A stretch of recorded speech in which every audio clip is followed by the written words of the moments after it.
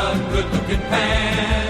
And any barmaid can be a star maid if she dances with or without a fan. Hooray for Hollywood, where you're terrific if you're even good.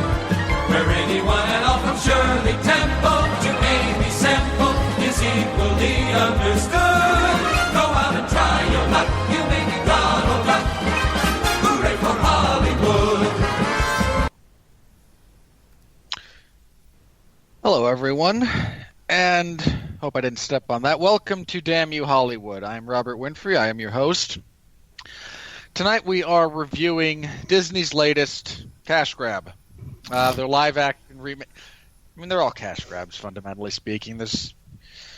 I suppose I shouldn't even use that with a drastically negative connotation, given I'm a free market capitalist by nature.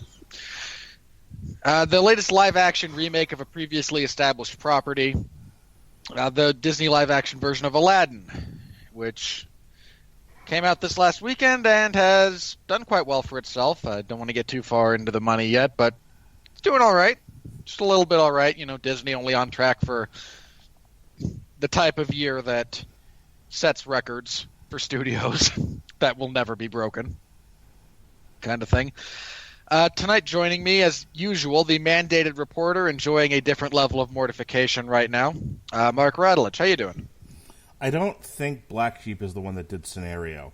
I gotta look it up now. I feel like I gave you bad information. Not that you would have known Black Sheep from A Tribe Called Quest, from Onyx to Del the Funky Homo Sapien, but it's bothering me. I mean, I could describe all of those things to you as they actually are, but not necessarily in the musical context that you mean them. Do you know any of those groups, by the way? Nope. Okay, didn't think so. It was A Tribe Called Quest. Okay. So earlier when I said Black Sheep, I meant A Tribe Called Quest. That new information changes nothing about the previous interaction, but I'm glad you feel better about it. I do. I can now go to sleep tonight, because this would have kept me up all night despite the CPAP. Good to know. The answer to your CPAP problem, the new problem that your CPAP cannot solve is you misremembering musical groups. Good to know. Yes, sir. How are you tonight? I'm alive. Terrific. And joining us again in full-blown near duck and cover status from the great state of Missouri. I say that mostly facetiously. I've lived in Missouri, and yeesh. Alexis Haina is back with us, along with, I assume we'll get an Eddie cameo at some point. Alexis, how you doing? Doing good. Eddie and I have just come out from the basement, braving the tornadoes and the storms to join you guys tonight. I hope you know that we are sacrificing quite a lot. You're risking quite a lot. You haven't sacrificed anything yet. Well, but the night is young. Tell that to Eddie. He's a nervous little corgi, and his stomach is making noises, so I think he's scared about the storms because he's not eating his food. So he's sacrificing. So honor the sacrificing corgi. I mean, sure, it's a corgi. I have no problem with that. All right. Again, tonight on the docket is Aladdin, and I'm torn a little bit on this one because, and I suppose I should bring this up with you, Mark, because you and I have talked about all but one, I believe, of these live-action remakes. We didn't do an actual review for Maleficent. Sure we did. But, no, we didn't. Yeah, we did. No, you and Pat talked about it. I didn't see it, and we didn't actually review it as such. Those were in the early days when this. Yeah, didn't even have a name. Maleficent actually predates this show. Yeah. Well, what got this started was me and Pat screaming about the Amazing Spider-Man 2 at each other, and you had to kind of stand in between us. And then we just kind of went from there, and I believe at some point we did talk about Maleficent. Yeah, I didn't see it, but I know, again, it was discussed, but it was not reviewed proper again. But we've talked about the rest of them. Mm-hmm. And their batting average is what, about 350, 400? Something like that. You want me to pull out the list here and we can do a quick suck, didn't suck? Yeah, sure. Okay. I'll stop looking for in just a moment, and I will go ahead and bring up the list. Can you disagree? All suck? No. Not at Beauty all. and the Beast. Fine. I'm sorry, Be careful, Mark. There's a lot of people who hate the remake. Oh, Jesus. I'm sorry. All that remake was making me want to watch the original. There are certain ones I see that they stand on their own grounds, and there are some I go, dear sweet God, you're not even trying. Beauty and the Beast was one. It just made me want to go watch the classic. There's things about, I said this at the time, there's things about the remake, the live-action remake, that I prefer. There's touches they added that I thought enhanced the overall presentation, but I don't disagree with the general sentiment. And that sentiment is actually exactly my response to Aladdin, coincidentally. Where are we starting this list? Because Where do we want to start? I mean, do we want to start with, like, Snow White and the Huntsman? Because, yeah. Was that Disney? Tell you what. I'd have to double-check. Let's start with Maleficent, because I feel like that's a good... I think, yeah. The three before that are Alice in Wonderland, which was a Tim Burton thing, and I don't. And while that is it was a Disney movie, I don't think it was part of this. I don't think it was part of this slate where they were like, let's just remake everything. So yeah, that's fair. I agree. The live action Alice in Wonderland was such a different story than the classic animated film. I don't think you'd call it a remake. And on the same ground, they also both suck. Yeah, and on the grounds, let's make sure we don't include Through the Looking Glass, which the less said about that, the better. Okay, for the record, I saw Alice in Wonderland on recommendations after it had its theatrical run. I rented it or something. I walked away going, everyone who recommended this to me is a moron. And then Through the Looking Glass, I was forced to watch while donating plasma, which was the only way you were going to get me to watch that movie, is to stick a needle in my arm and tell me you can't move, we're paying you. And that movie had nothing going for it apart from 3 lines of quasi-clever dialogue. It had nothing. And let me guess, all of them were from Sacha Baron Cohen? Pretty much. I think the only one that really got me was you can't win a race against time. Because, okay, that's kind of clever. Because they're actually racing. But yeah, they all came from him. Yeah, and I hate to say he actually was the best character. It's hilarious because I remember watching going, this is not an actual character from the Lewis Carroll stories. But he's written like he would be, and there's a level of genius to that. Yeah. His character was real. The only thing I say about that movie that's positive, his character was pretty solid. Agreed. Other than that, hey, let's turn the Red Queen sympathetic. Ooh, that's a good, that's a good decision. Anyway, so starting with Maleficent, Mark. Okay. So I think Maleficent, thumbs in the middle. Yeah. This is let's keep it simple. Thumbs up, thumbs down, thumbs in the middle. I think Maleficent was a strong thumbs in the middle. Yeah. Cinderella, thumbs up. Thumbs up. It was ornate. It was beautiful to watch. It was great performances. I thought some of the takes. I thought they expanded on the characters enough to make it worthwhile. Definitely thumbs up. Jungle Book, thumbs up. Thumbs down. Really? We talked about this, Mark. I don't remember what the problem was. Okay, break the tie, Alexis. Live-action Jungle Book. Firstly, should we just tell our audience to come back next week when we'll actually get around to talking about Aladdin? Because I think we're going to get derailed a bit. No, we'll go faster. Let's just break the tie. Sorry, Jungle Book was thumbs in the middle to me. I actually do like that they included more of the classic Rudyard Kipling story. For the record, there is a Chuck Jones animated Jungle Book short called Mowgli's Brothers, which I highly recommend to anyone who wants to see a really good adaptation of that story. It was perfect. And again, it was a short. I think it's maybe half an hour. Maybe. I'll have to give that a look then. Okay, so it's really good. We landed in the middle essentially on Jungle Book. Fair enough. Next. Okay. Beauty and the Beast was a thumbs up. That was a thumbs down for me. Again, why? I know there.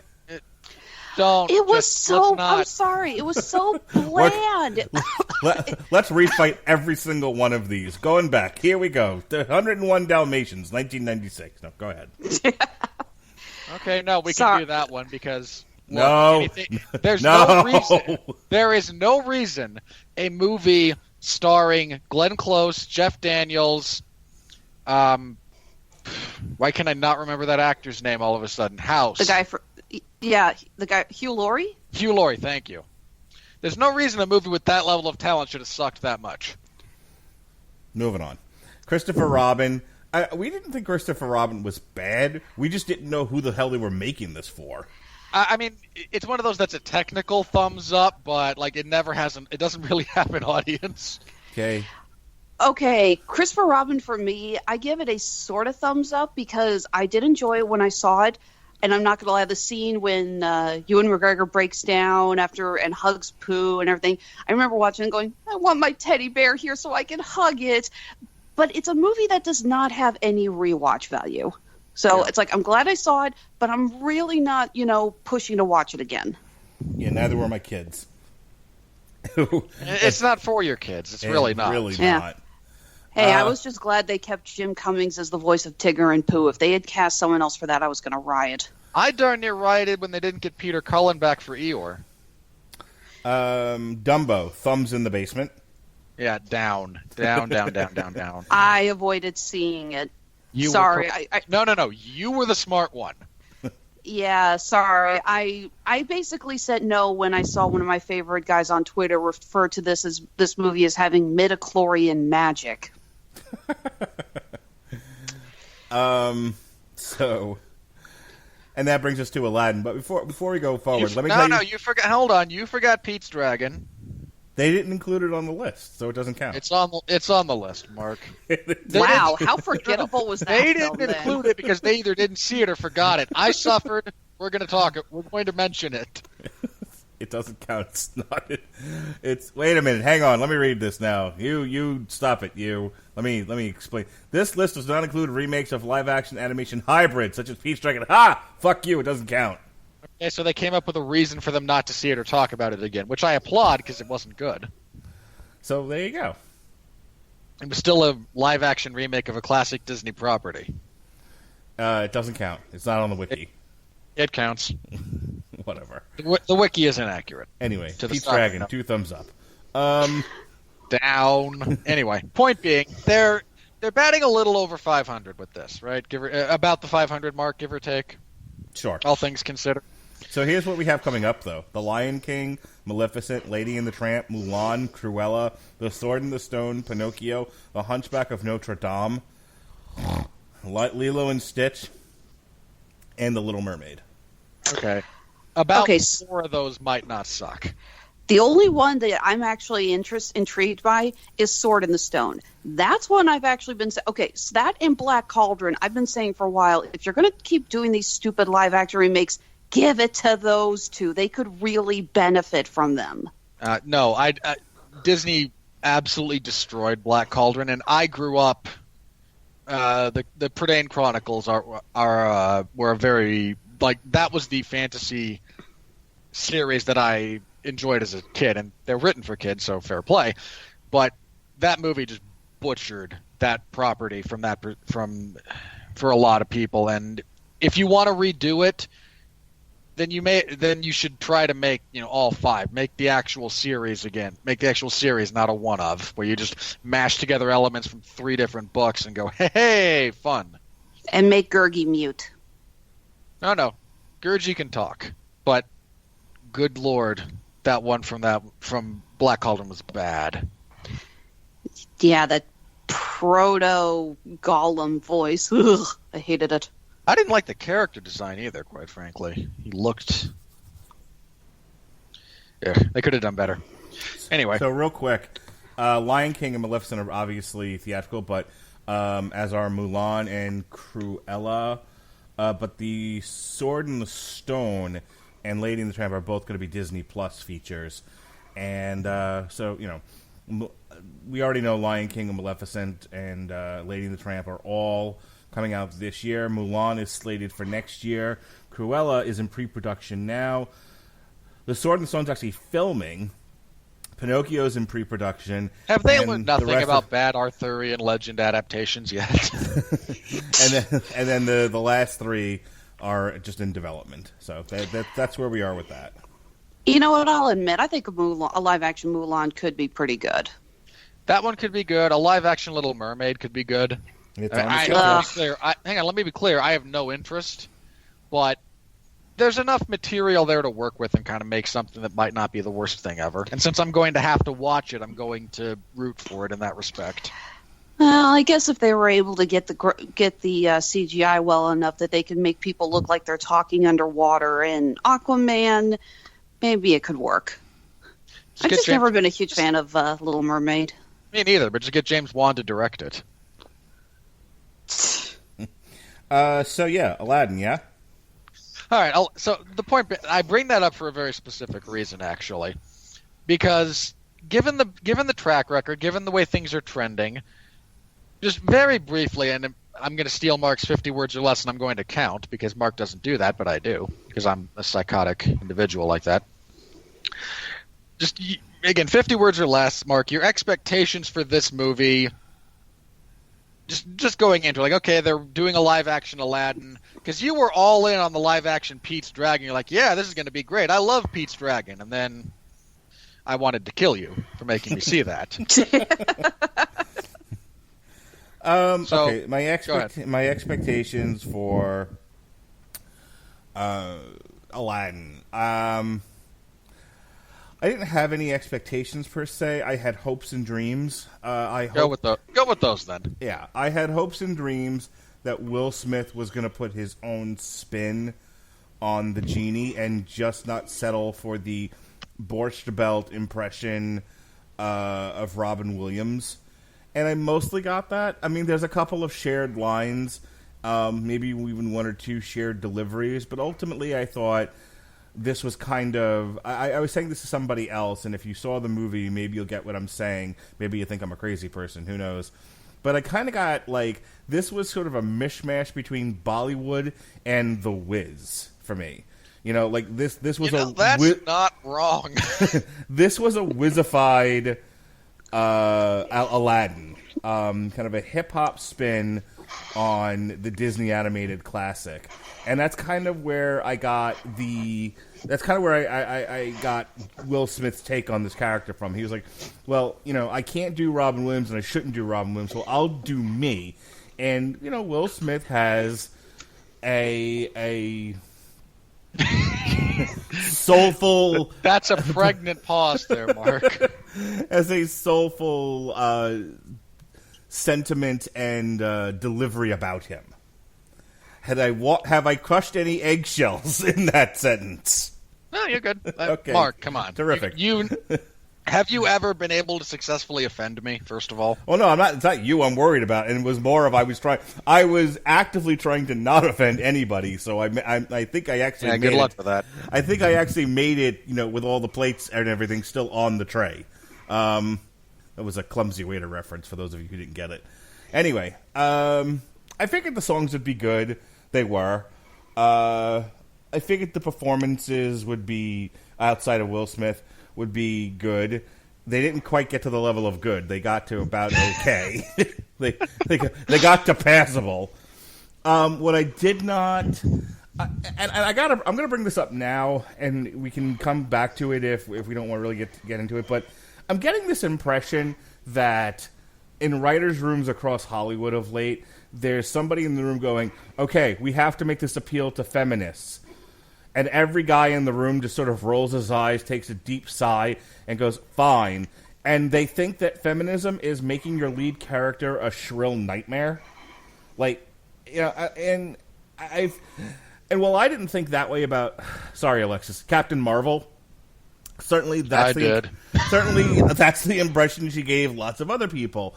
And I feel like this is coming up again and again and again. It's like, this character is 2019. This is modern feminism, and they're just shrill and yelling at people and not particularly feminist. And there's another one from Dumbo, because the daughter is kind of harshly dislikable. Yeah. So I just like I kind of want to say to these people, like, that's not feminism.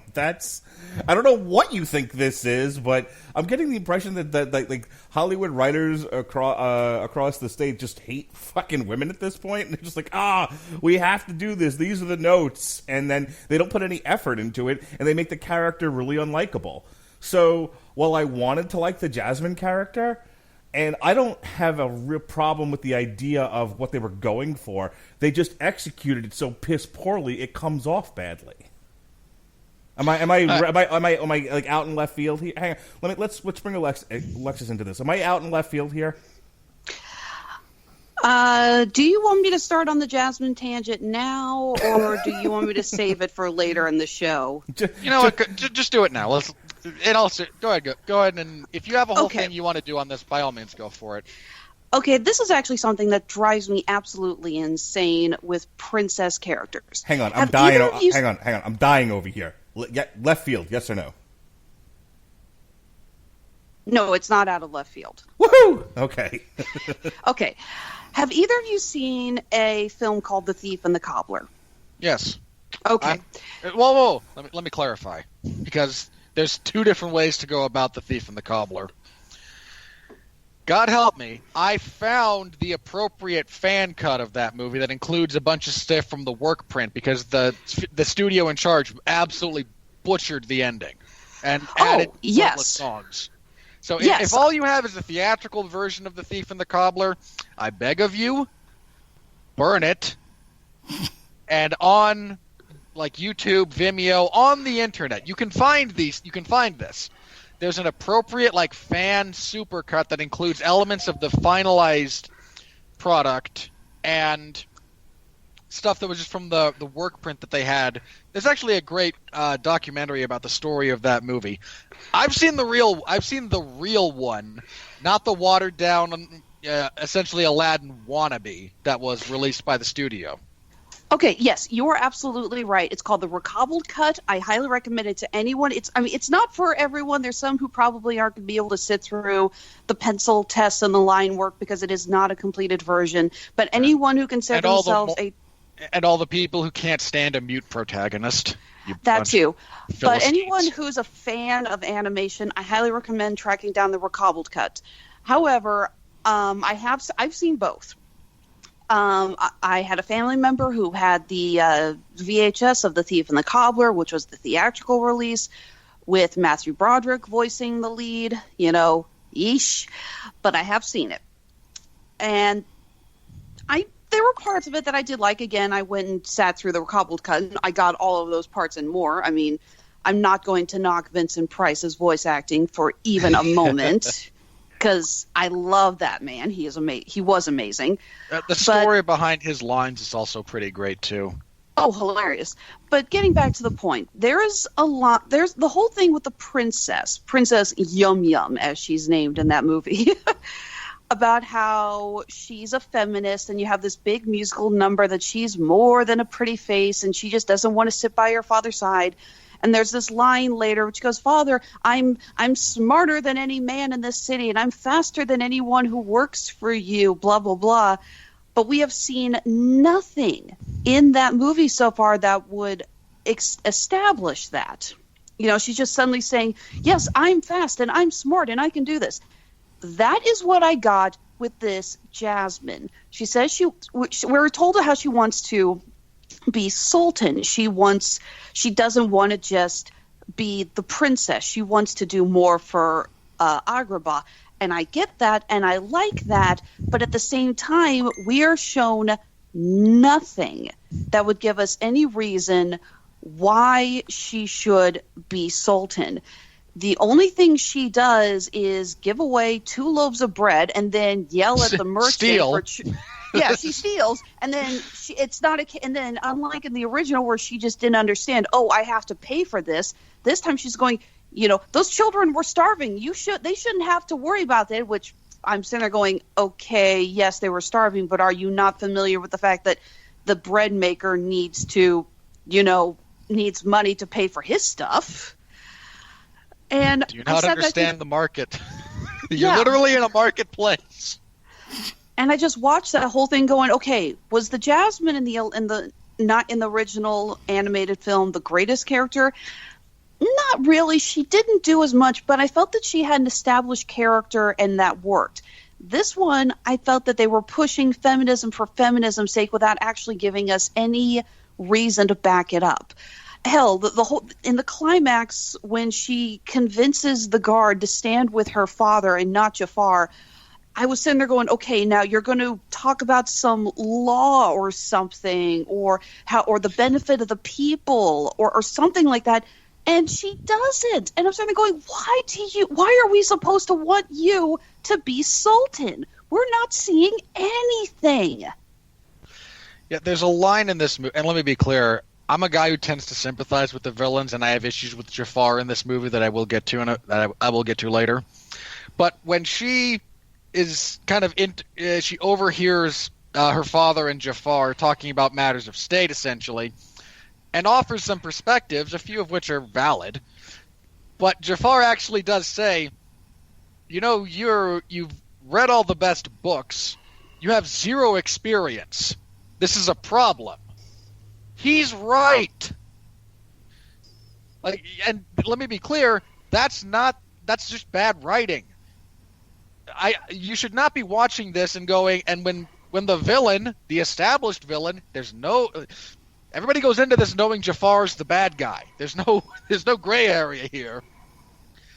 When the established villain of your movie tells the hero something negative about themselves to be demeaning more than anything else, and they're correct, you have failed drastically in setting up your situation from a writing perspective. Unless they were going to actually play into the fact that she lacks real-world experience as part of her character growth, then okay, I can forgive it because it pays off. But here, no, not really. So I have something I need to bring up about this character, but I feel like it won't really be impactful until we've done the plot synopsis. So let's do a pause on Jasmine and then come back to this. All right. The plot of Aladdin. I mean, you've all seen the movie, the original, I assume. Nothing really changes. A few devices change. We open with Will Smith telling the story to his children rather than. So again, the narrator setup is different. We skip a lot of the character introductions from the animated movie in favor of dropping us in media res, which, fair play, it works. We meet Aladdin, a thief from the streets of Agrabah. He saves what turns out to be the princess, who is apropos of very little, apart from just boredom and claustrophobia, apparently, out in the marketplace disguised. Can I also just say the palace guards in that city, like all of the guards, be that military or whatever, they all suck. Just all of them. Because she sneaks out, frequently apparently. Aladdin sneaks in. Who are these people? These are worse than stormtroopers. Stormtroopers might never hit what they aim at, but they at least see things going on. These guys are just asleep at the wheel. So they escape from... Again, he gets her out of trouble when she steals bread from a vendor and then berates his brother for not being a communist. How dare you seek profit, you evil, evil capitalist pig. They share bonding moments.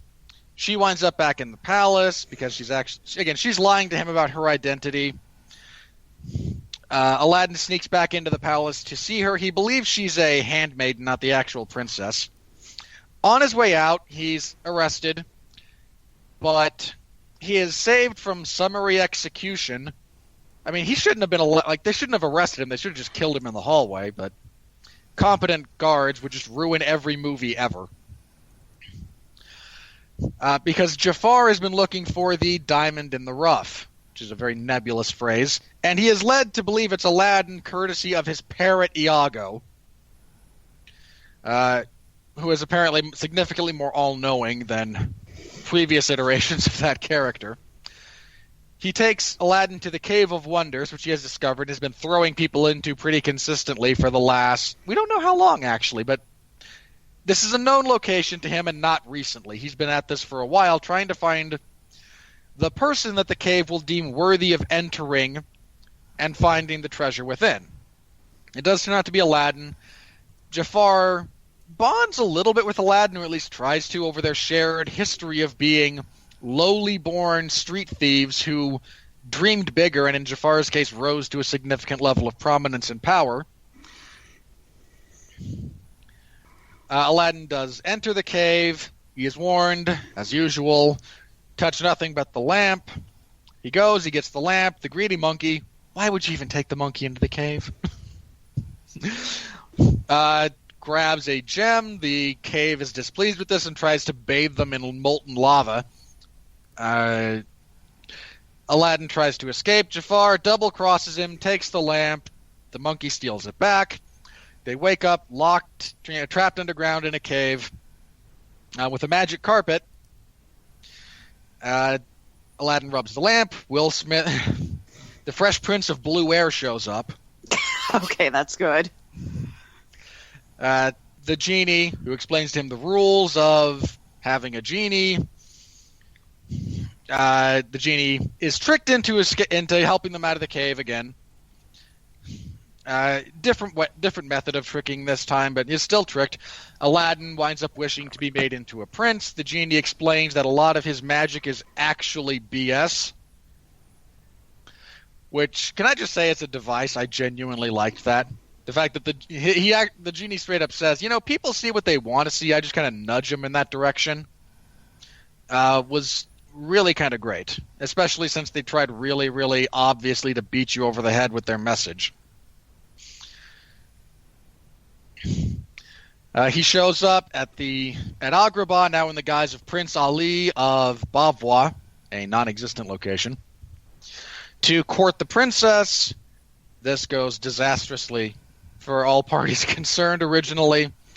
Jafar realizes that Prince Ali is actually Aladdin, and he has the lamp. He gets the lamp back from him. He wishes to become Sultan, which also immediately fails. He then wishes to become the most powerful sorcerer in the world, and the genie grants him actual magical abilities. I'll save that for later, actually, at a point there, but it'll wait. Aladdin shows back up. He and Jasmine stage an attempted stealing of the lamp. They are foiled by what might genuinely be the most horrifying parrot you've ever seen. After Jafar makes Iago grow to, I'm going to say rock-like levels of size, which is not a reference anyone will get, but... No, I got that. That's actually exactly what I sounded like, we turn him into a rock. So... Just a parrot rock. Well, have you ever seen a rock that didn't look like a parrot? Yes. I think we're getting off track here. Anyway, he is foiled. He then seeks to exact further. Jafar then seeks to exact further vengeance. He is tricked by Aladdin again. This time into wishing to become the most powerful being in the universe. The genie, very deliberately utilizing the gray area language in that wish, turns him into a genie, which then locks him in a lamp. He's then tossed into the Cave of Wonders. Aladdin wishes for the genie's freedom. Jasmine is made Sultan because her father realizes he's too old for this shit, I guess. I don't know. They get married. There's a big dance number to close things off, and everyone's happy at the end. I mean, there's a few things I'm skipping over here a little bit that we can get into in more detail if we feel so inclined, but it's the same basic story. Again, they fleshed out things. They gave Jasmine... They tried. Mm-hmm. They gave her more screen time. Okay, I'll put it like that. They gave her her own song, which amounted to her yelling and nagging. I will give credit that Naomi Scott is a good singer, and she nailed the notes, so I mean, it's nothing against her performance. I'm not saying she did not sing well, but the song she sang was the very definition of shrill. I'll give you that. Yeah, especially the refrain. Everyone else kind of I did not get what they were going with the refrain when she turns around and everyone suddenly turns to smoke around her. I was like, really? That's where you're going with this? What basically amounts to Thanos porn? Yeah, that was an odd choice. That was odd. I mean, yeah, really odd. Made very little sense to me. So Okay, we had more stuff. Mark, you had other things you wanted to talk about with Jasmine, so let's start there. Just as a means of continuing your previous point, lest you forget it. Okay. I have to put my phone down and try to stop looking for my resume. It's the second time you've mentioned that. Should I ask if you're applying to other places? No, I'm trying to get promoted. Good for you. Seriously, sorry, Mark, but I'm glad you clarified, because when people say they're getting at their resume, that's usually code for I'm about to be fired. Oh, no. I'm possibly in line to be promoted, but I have to apply for the job, including sending them my resume. And it's like, you have my resume. I work here, but whatever. Hey, fingers crossed resume. for you, man. How long have you been there? 5 years? It'll be 5 years this November. Yeah, you have my resume. The last 5 years. The building's not on fire. Things are better. There's my resume. Seriously. I'm one of the few people who hasn't killed anyone here. I don't know why you need my resume at this point. Doesn't that speak for itself? All right, go ahead. No, I was just going to say, HR department, down the hall. Pretty sure they've got this on file. Yeah, my resume hasn't changed since you hired me, except the addition of me working here. Anyway, they said it. This is a part of the new me, which says when my boss says something, I actually do it without complaining. I figured that's a great way to get myself promoted, so that's my strategy at least. Anyway, no one cares about this. We're talking about Aladdin here. No, but we do have to get your bit about... Look, this is for all the people playing on the bingo cards at home. Mark has now talked about his job. Hey, at least I didn't talk about my dog. The last 83 weeks with Eric Bischoff, he did a 20-minute thing on how he had to chase his dog through the desert. Look, Eric Bischoff is desperate to fill airtime. I mean, how many literal months did Stone Cold bitch about the rats on his ranch? Vince, I got these rats! Oh, I've forgotten about his superhuman rats that were taking over his property. Alexis, the things you miss out by not being a wrestling fan, you're not missing anything. No. Missing is the wrong word. The things you dodge. I did correct myself instantaneously there. All right, You Aladdin. guys got to remember, I used to be a wrestling fan when I was still with Sean. It's very hard to be a wrestling fan when you don't have someone there with you to enjoy it.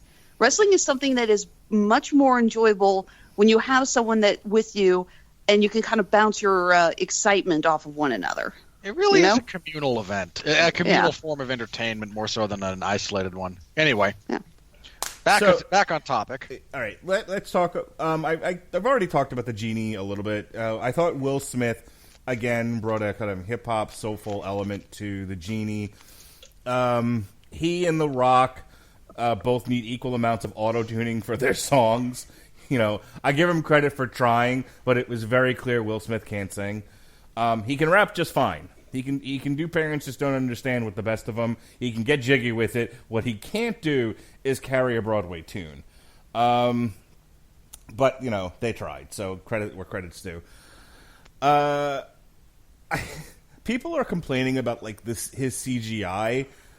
Okay, hang on. Can I, if I may briefly address this as the CGI snob in the room? Please do. The CGI in this entire movie is mostly okay. It is Will Smith as the genie, when he's not lifting weights, like when he's not comically buffing up his body while his head remains the same size, it's okay. It's acceptable. There's a few points in him with him as the genie that I rolled my eyes. Like, this is very obviously not his body. I mean, very obviously not his body. Even when he's in regular size genie, there seems to be points when they're like, okay, we've established that in genie mode he's, you know, out to here with a muscle gut, and Will Smith is $145. I joke. So again, it's mostly perfectly acceptable.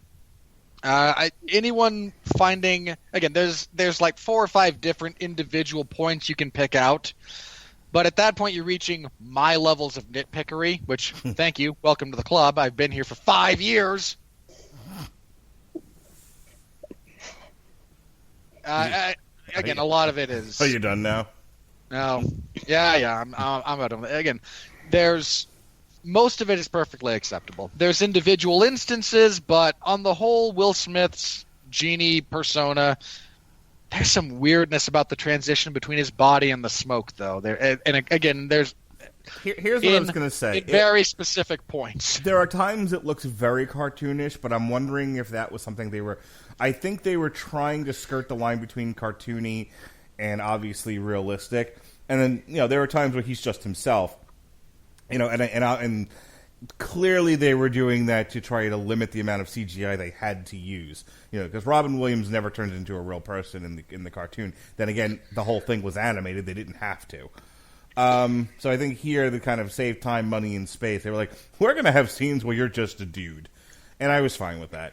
Let me quick just talk about the one major problem I had with this movie. Because I've heard some other complaints, and I'm sure we'll get to that when we get to the Rotten Tomato stuff. Like, the male lead, the guy playing Aladdin, I couldn't tell if that was his real voice or they just piped in music from the cartoon. Honestly, it sounded that similar that I was like, that doesn't really sound like it's coming from him. Now, maybe I'm wrong.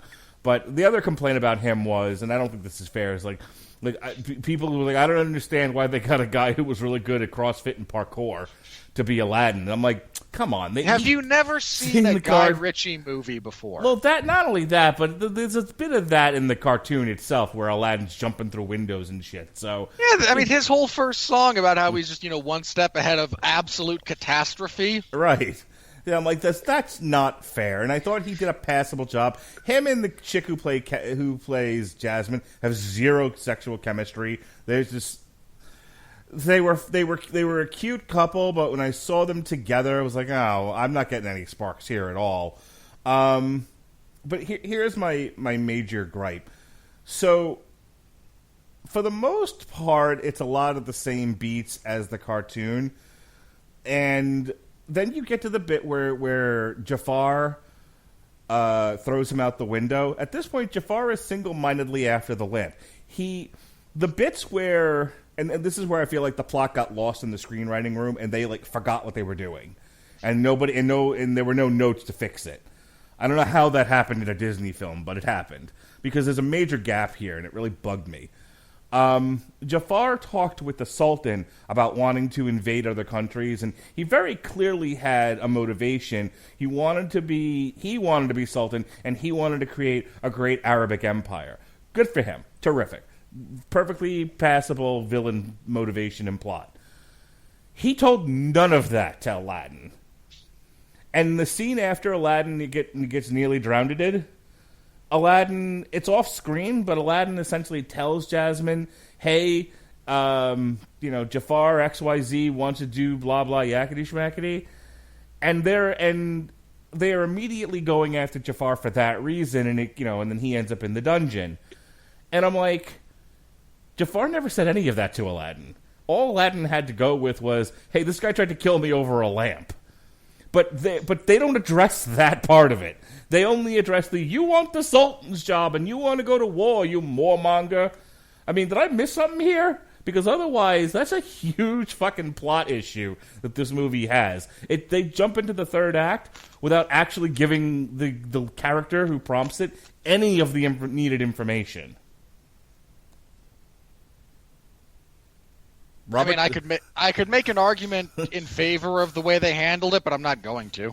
I'm not going to go out on a limb to defend this movie. I'm just not. Okay, but did I miss something? Because no. Okay, so to me, look, you can defend it any way you want, but to me that was a huge gap in information. It just felt like they rushed it without getting the audience where they needed to be. They were like, we got to get to the part where Jafar goes in the dungeon and move this along. Like they cut it for time or something. Go ahead, Alexis. I'm going to go ahead and admit, I don't remember that. I know he kicked him out of... He basically performed a Salem witch trial, basically saying, I'm going to chuck you out the window if you survive. You've got the lamp. If not, I just killed you. Whatever. I mean, seriously, who else was thinking there was... it's like an Animaniacs cartoon. It's like, if the witch survives, we'll be prosecutor. If she drowns, then an apology will be, sent. All right, here's we have a procedure in place. All right, here's your due process. I give you a broom, I push you off this cliff. If you fall to your good Christian death, well, you fell to a good Christian death and were welcomed by God. If you're a witch, you're going to get on the broom, you'll fly, at which point you will report right back here to this point for summary torture and beheading. Okay, so fast forward to the next scene, though, where it's implied that Aladdin said something to Jasmine. Jasmine's now ahead of the game, and then she turns on Jafar. Do you remember what she says to him, what she's focusing on? I legit do not remember that. I know God, I really don't remember any of the dialogue from that scene. I know that Aladdin finally sees, like in the anime movie, he sees that the sultan's being hypnotized and he smashes the staff. Right. For the record, I want that staff with the malachite pieces embedded in it. That was gorgeous. Yes, it was. Best piece of production design in that whole movie. You know what, actually, I'm going to go ahead and give credit. The sets and the props and everything in the movie were very well put together. I don't see this movie walking away with any Oscars, but I would not mind seeing it get nominated for production design. It was impressive. It has a budget of $183 million, and I feel like that's something you and I talked about offline. So much of it was spent on the ornate sets and the song and dance numbers and Will Smith's CGI that they had nothing left over when it got to the conclusion of the movie, and there was supposed to be a giant snake, and they're like, we don't got no money for giant snakes. Well, fuck it. We'll just put everybody in a purple force field. Okay, yeah, that actually had... I do not like to rage at movies. I don't like to be the kind of fan that we're going to talk about in the Screaming Boy podcast come June, plug. But, now you got it. But that did royally piss me off. The climax of the animated Aladdin is freaking amazing, with Jafar hurling every ounce of his magic at Aladdin, trapping Jasmine in the hourglass, unraveling carpet and, hurling swords at him and fire and the snake and everything. And I remember watching going, okay, the whole thing with Iago turning into the Rock was really cool. And sweet Jesus, I hang out with you guys too much now because I can't say that without imagining him turning into Dwayne Johnson. I mean, in fairness, if you have the magical ability to turn your pet parrot into Dwayne Johnson, that's what you should be doing. Agreed. But seriously, I can't stop getting this mental image in my head now. Damn it. But I was so pissed off. And it's like, okay, so he wishes to become the greatest sorcerer in the world, aside from a little bit of levitation, a little bit of the Cruciatus curse. Well, he does transport a bunch of them to parts unknown. Yeah, a little bit of the transportation. That's it. I was like, oh my God, I know that the animated movie obviously can get away with more, but if you're going to claim you're the greatest and most powerful sorcerer in the world, I expect more magic than this. You expect sorcery? Yeah. That would be nice. By the way, points to either of you if you got what I meant by the Cruciatus curse. Yes, I know. I have read all the books. I've seen all the movies. Your references are not lost on me. Thank you. So it was like everything was quiet. I'm like, please tell me I did not just waste a perfectly good Harry Potter reference on this. But yeah, it pissed me off because I was waiting. If they were going to turn him into the giant snake, yes, that fountain, when they're having the showdown, has a giant snake over it. I'm like, at least, if you're going to be, Maleficent levels of lazy where you turn something else into the giant monster, do that. But it was such a letdown to see, in my opinion, one of the greatest Disney villains of all time kind of just puss out. Look, all of these live-action animations, the villains have been a pretty obvious downgrade in terms of actual presentation and characterization from the animated movies. I give Beauty and the Beast credit for fleshing out Gaston into an actual character. One of the things I liked about the movie. I give this one credit because Jafar, I enjoy Jafar in the animated movies, We don't know. He is every stereotypical power-hungry advisor ever. And here, they gave him a bit more to work with. And I appreciate that. I appreciate his motivation is perfectly fine being the amassing of power. That works. If that's the only thing, if that's the only bit of characterization you have is, hey, I want stuff, then I got a problem with that. So they gave him a bit more of a character.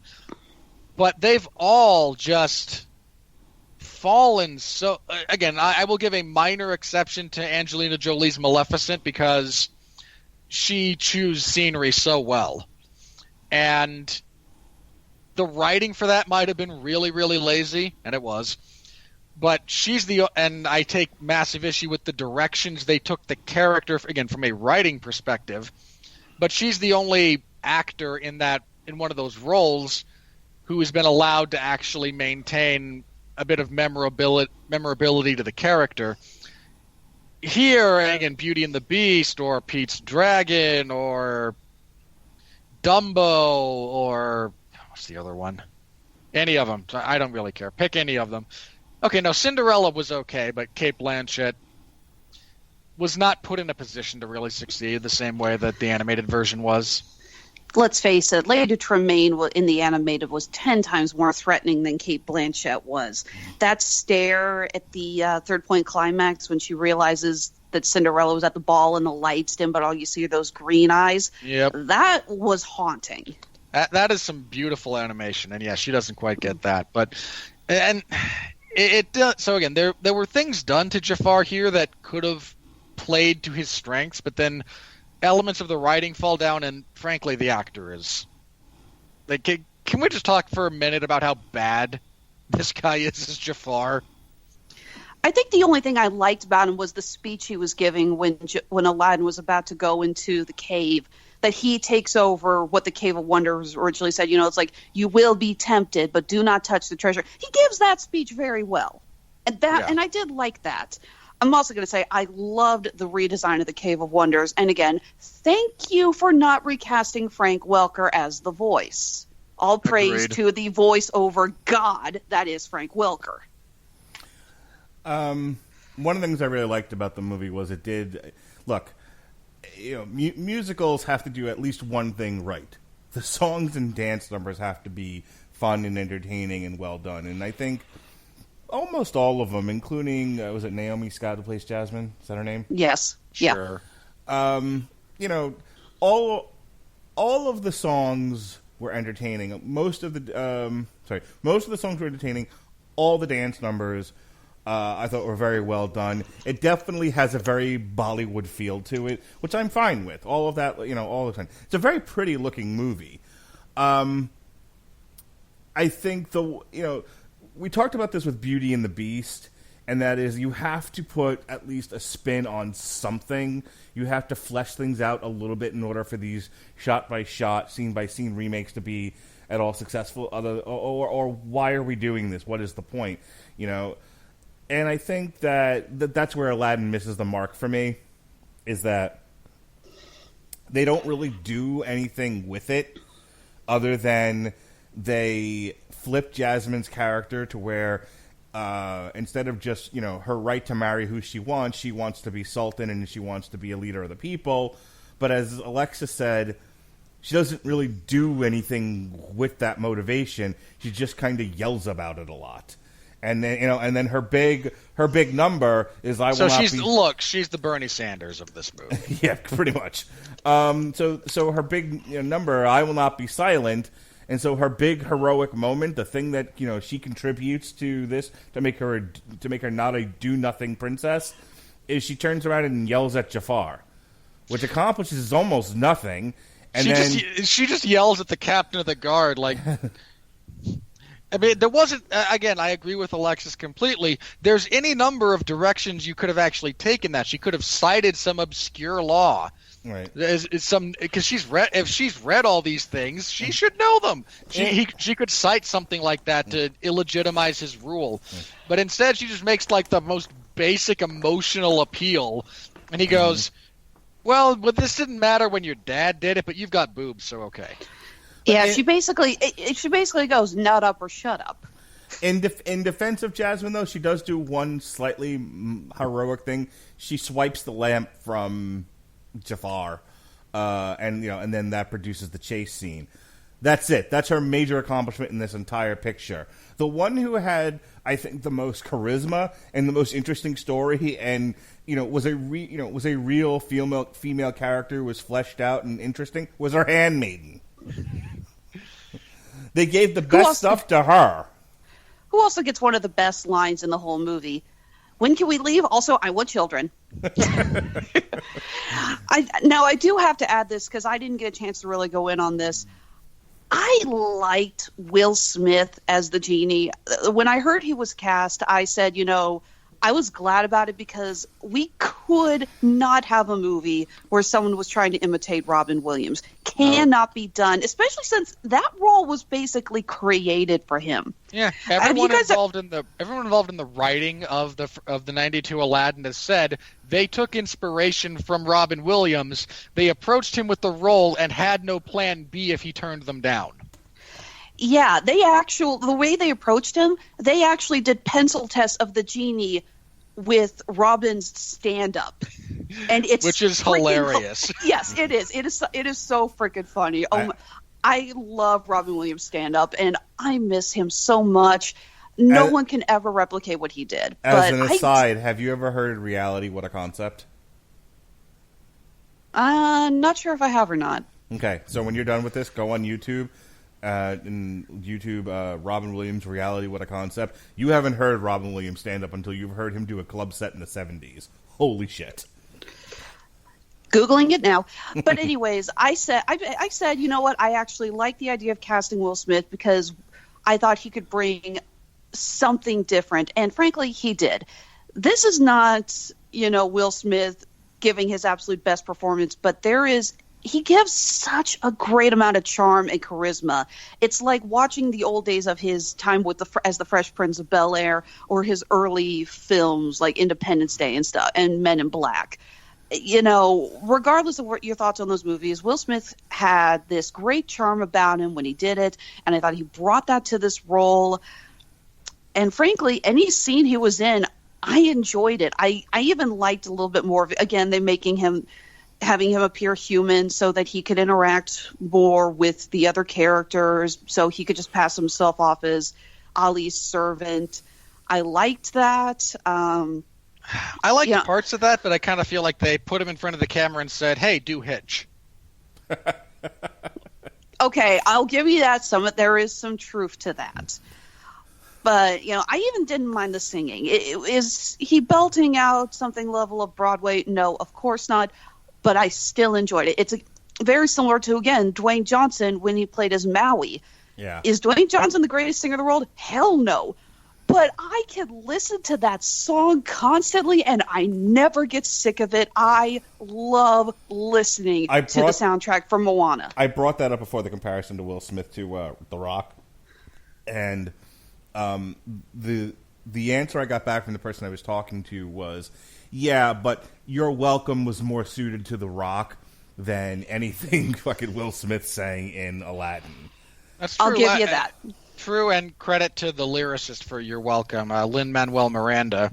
Much as I think Hamilton is significantly overrated by the majority of filmgoers, he crafted a lot of that song around The Rock once The Rock was cast as Maui. He had the basic idea, and then once Dwayne Johnson comes on board, okay, let's make this work. And I mean, that also gave us some of the funniest Instagram videos you'll ever see when those two were palling around.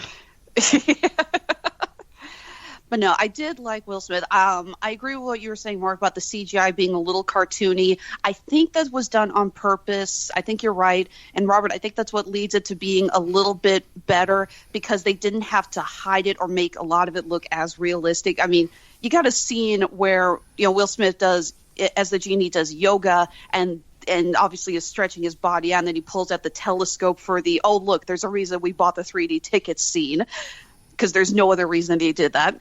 And it's so cartoony, but it works. And when you're doing cartoony CGI, you can get away with that. Yeah, this whole movie, I think, you mentioned it. It's never quite sure where it wants to fall between cartoony and realistic, and that's not just true of the CGI. I think the movie as a whole is never quite sure which side of that line it wants to fall on, and as a result, it ends up in this dead area. But that's what I think. I think that's a major detriment to the film is that. Oh yeah, I agree. It doesn't raise itself to any heights to make it really worth the while. It can't decide on what it wants to be, and so it's just bland. Like, it looks pretty, but it's kind of a dumb blonde, you know. It's that's not sexist. It could be a dumb blonde guy, dumb blonde whatever you like, dumb blonde corgi. I don't care. It's just it looks pretty, and it's just kind of dumb. Eddie is tricolor. Thank you very much. Alrighty then. I got to talk about my daughter for a second. So I brought this up to Alexis, and it's worth talking about because again, this isn't made for the three of them. It might be made somewhat for Alexis in the sense that she was. How old were you when Aladdin came out? Aladdin came out in 92, right? Correct. 92. If it came out the summer of 92, I would have been. Hang on. About 8. Okay, so this That's is about where I was. Yeah, so it's meant for people, kind of like on your age, for on the nostalgia. It's meant, but it's really there. It's there for the audience that appreciates the Disney princess and specifically the Disney Renaissance. Same as Beauty and the Beast. So it's going after that audience. Obviously, my daughter, who is like right in the thick of Disney princess worship, is the target, right? They want her to go see the movie, then run immediately to the Disney store and go buy a Jasmine dress, which is what I want to focus on here. Because we talked about it after the movie. Like whenever I bring my daughter to something, I always have a conversation. I was like, well, what did you tell me what you thought of the movie? And I'll ask her some questions. And she's getting to be a fun age now where she actually has opinions I can make sense of. Because she's always had opinions. Next step, you know what comes after that phase, right? Not wanting to listen to your parents? Something like that. Rebellion. So here's the first thing. I asked her which one did she prefer. Did she prefer the cartoon or the live action? And she said it's a mixed bag, and I'm paraphrasing here. It's a mixed bag because she liked the movie better than the cartoon, but she liked cartoon Jasmine better than the real one, which I was shocked by. No, that is the most sense your daughter has ever made. And I was a little shocked by that because my daughter, I joked around. If anyone who follows me on Facebook, I joked around about this. Is a little feminist. I had the audacity to do, as I've done now several times tonight, say the word chick in reference to women, and she said to me, I don't approve of you using that word. Say female singer or female or whatever. We're not chicks. You Neanderthal, you. So I was expecting her to be very much in favor of pro feminist Jasmine, and she really wasn't. She was like, this Jasmine seemed like she was a lot of talk and not a lot of follow through. And I'm like, interesting. She was like and she's like, how can she want to travel the world and be? And again, I'm paraphrasing here, but how can she want to be this powerful person and travel the world and be all feminist and then want to wear dresses everywhere? The other one at least had the good sense to wear a nice jumpsuit. And and she very much focused on the two outfits. She was like, the other Jasmine's sassier and definitely bucked the system, and she wore pants and not a dress. And I was like, huh. That is an interesting way of looking at this. That didn't even occur to me. So I thought that was fascinating that she picked up on that. But other than that, she had a good time at the movie. She was singing and dancing and having a grand old time. She had no problems with Jafar, by the way. She thought it was just good enough to be evil. All right. Okay. Let me think. Okay, you brought up a couple of points I want to talk about very briefly. You mentioned the dance routines. what I'm about, the following complaint is not levied at every individual dance routine, but there's a few of them. And I'm not sure from a technical perspective what causes this. But the heads and the bodies did not look like they were connected. Okay. And I don't mean floating away from each other. I mean the body does something, but like when we talked about Ready Player One, there's that very brief scene when the guy is showing off the like treadmill that goes in all 360 degrees. Mm-hmm. His head and his hips are not attached, like at all. There's nothing there that actually connects them biomechanically, and it's very, very obvious. I got the same feeling on a few different points with the dance numbers. Now, I'm not sure if they just sped up like the lower parts of people's bodies, and that's what's causing the disconnect. Because there's a bunch of them that work just fine. I mean that the time when Aladdin and Jasmine danced, I don't have a problem with any of that. That all looked fine. Talking about. I would say, are you talking about the scene where Genie manipulates Aladdin to dance in the courtyard? Yeah, I was okay with that. That didn't look that I didn't have a visual problem with that.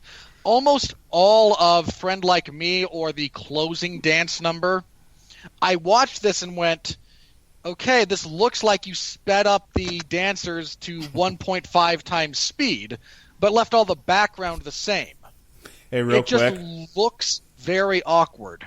So my dad apparently saw it, and he said, unless I am misremembering, this version had a much more forceful and resourceful Jasmine.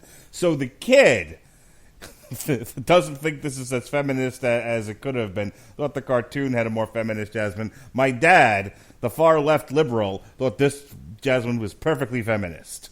We know what type of feminist actually wrote the movie, then. Good.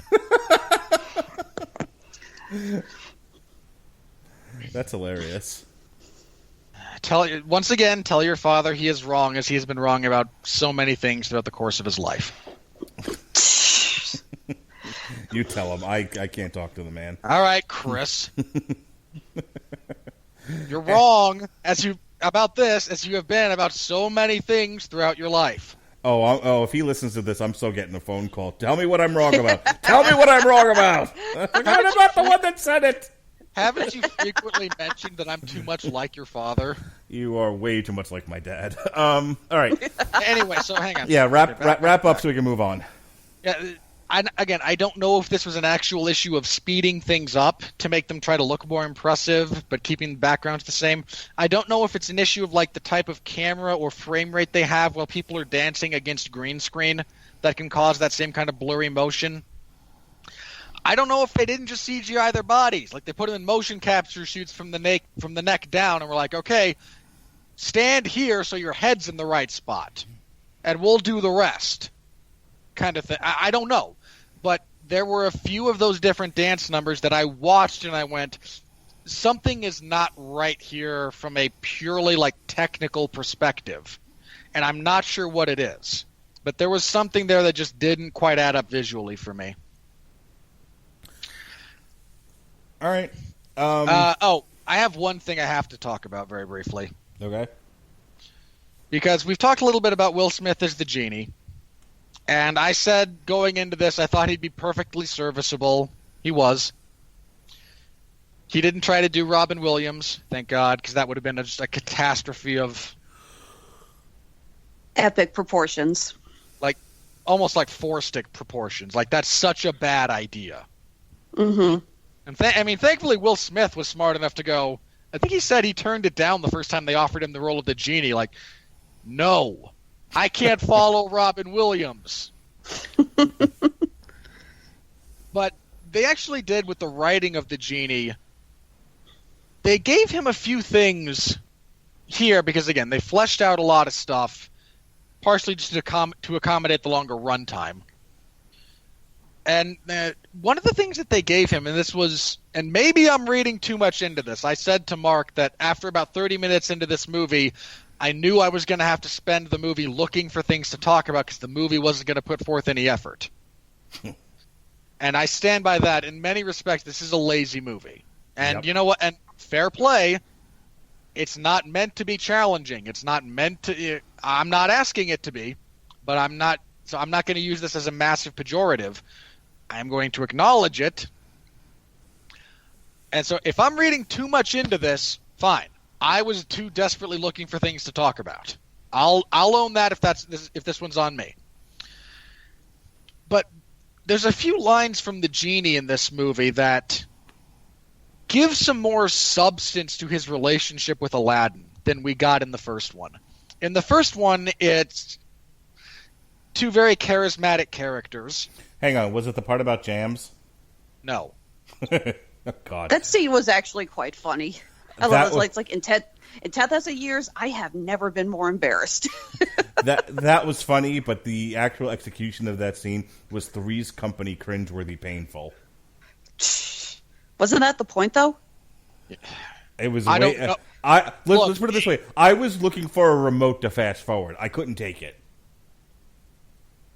Yeah, I'd agree with that. But no, in the first one, it's a couple of charismatic characters coming together. It's Genie finally being out of his lamp, finally getting to experience the world again, and kind of living on the promise that Aladdin makes that, you know what, I will set you free. That's not the Genie we get here from a characterization standpoint. Here, sure, he does say he wants to be free. That's not changing. He wants to be human. He wants to live a life worth living, rather than phenomenal cosmic power, itty-bitty living space. I also think that so while that is true, that's not his driving factor. That's not his driving motivation the same way it was for the Genie in the original. Here, he says something that, again, I found very interesting, that he says like something to the effect of, normally by the time the guy comes down, finds the lamp and rubs it, he already knows all this. He's done the research. He's found out where I am. You're not that guy. Where is that guy? Like, oh no, that guy's outside. Oh, so you rubbed my lamp. This might be the first time in like the entirety of his existence that he is presented with an opportunity to grant wishes to someone not a power-hungry maniac. There's a point that I want to add to this when you're done. He actively, by his own admission, roots for Aladdin to not be that guy. Yeah. And again, it's a bit of nuance and subtlety to this character that he actually says at one point, when Aladdin takes the cynical approach of you just want me to wish you free, he rejects that, and essentially for the point of, no, I want you to be a good person. And what you're doing now is not leading you down that path. And that, again, it's just something different that they could add to the character of the Genie, and I think it was a smart choice. And again, a lot of this is more on the subtle and nuanced side, so maybe it was not intentional on the part of the writers, because I'm not giving them credit for subtlety anywhere else. But for an all-powerful being who has seen nothing but, in many respects, the very worst of humanity come to fruition around him or because of him in some respects, or at least being enabled by him and what he is, to now find a person that he wants to succeed, a person that can, redeem some of his maybe waning faith in humanity. And again, I'm reaching there, obviously that's not in the material, but they gave him something beyond, I just really don't want to be a genie anymore, to know, Aladdin, I really want you to succeed, whether that comes at my expense or not. It's an interesting cross sort of pollination of what Robin Williams' character was and independently what this character was trying to be. Because in the one sense, Robin Williams' Genie was more of, I don't want to have to serve people anymore. I want to be my own I want to be my own thing. But where I think the movie is actually superior to the cartoon in this one instance is that this particular iteration of the Genie not only doesn't want to be doesn't want to be a servant to an endless number of people, but also doesn't want to be a genie anymore. The cartoon kind of cheapens the wish fulfillment because Robin Williams gets to keep his powers. Now, because he's chaotic good, it doesn't really have any bearing on anything. He just he gets to sort of revel in his power, but he's a good dude, so it doesn't matter. Well, his powers are significantly diminished. That's made abundantly clear in follow-up movies, but he does still retain his magic. Okay, the follow-up movies are a bunch of crap. I'm not saying they're not. I'm saying what they exist. Yeah, no, they do establish in the cartoon that what is it, semi-phenomenal, nearly cosmic, by being free. I'm trying to remember if any point in this movie until the final scene that Genie reveals that if he's freed, he'll be human. I will add on a side note though, I liked the opening with him on the boat starting to sing. I thought that was a nice little homage to, I'm sure you guys know this, the opening narrator in the animated Aladdin was also Robin Williams. And it was actually the creator's idea that they didn't get a chance to do it, but the idea was that they were going to go back to the salesman and it was going to be the genie in disguise. Mm-hmm. You know, I kind of like that idea. When I saw him on the boat, he starts to sing Arabian Nights. Coffee maker also makes Chilean fries. Will not break. Will not. It broke. My absolute favorite bit of trivia about that, they apparently just put a bunch of props out on a table, and they told Robin Williams, said, do whatever the hell you want. He is ad-libbing that whole thing. I have never seen one of these intact before. This is the famous Dead Sea Tupperware. Listen. Still good. I love that scene. But again, I did like that they had him in the opening. I thought that was a nice little homage to the idea that they wanted to go within the original film. It's a kind of the same way that in Peter Pan, it's tradition that whoever plays Mr. Darling also plays Captain Hook.